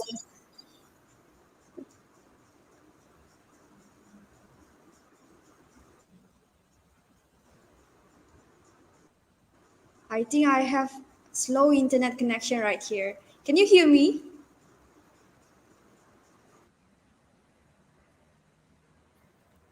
Shall I answer that? Rowena's question?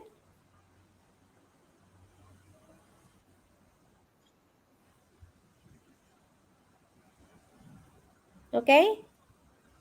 All right. So answer the question. How can you help the weak candidates?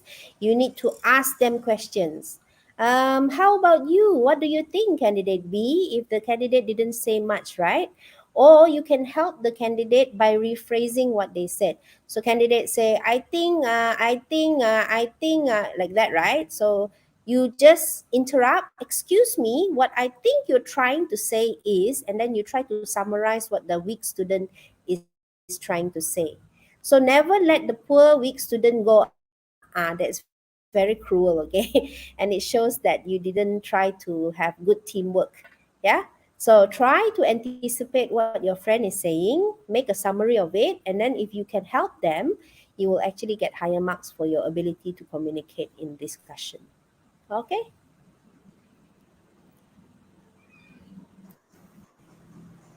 Okay, since I think we are running out of time, do you still to continue answering the questions? Yeah, it's up to Madam? you. If you want another more 5 minutes, I don't mind. I don't mind to actually. Okay, next question But Mr. Robert refers is there. slightly. Okay.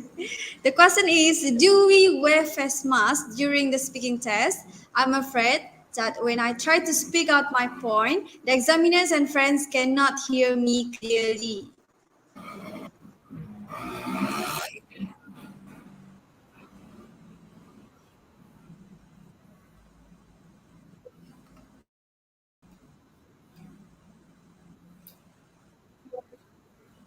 Okay, I think the answer to that is no face mask required in the speaking test because all candidates are sitting 1 meter apart. Okay? But it depends on the examiner. If they feel that you don't look healthy, they might force you to wear the mask. All right, I think that's it for today. Yeah, thank you, I'd like Madam to Adri, for... Okay, thank you, Madam Audrey, for the wonderful sharing today. I hope that the insight brought forward by Madam Audrey today will be extremely beneficial to our MUET candidates for their upcoming exam, especially next Saturday. Okay, we would like to thank Mr. Robert Taringan, SISC Plus Officer, Language Unit, Education Department of Sipitang District Education Office for hosting this wonderful webinar for candidates and teachers as well. Many thanks to the audience for joining us this afternoon. Please make sure you record your attendance in the Google form link given at the end of this webinar. And for your information, all participants will receive a certificate of attendance via email, and for teachers, worry not, your attendance will be recorded in the SPLKPM. The link will only valid until 8 p.m. tonight. So good luck to all MUET candidates, and to everyone, please stay safe and take care. Salam PPD Sipitang the best, bersama mengungkayahkan kecemerlangan. Bye.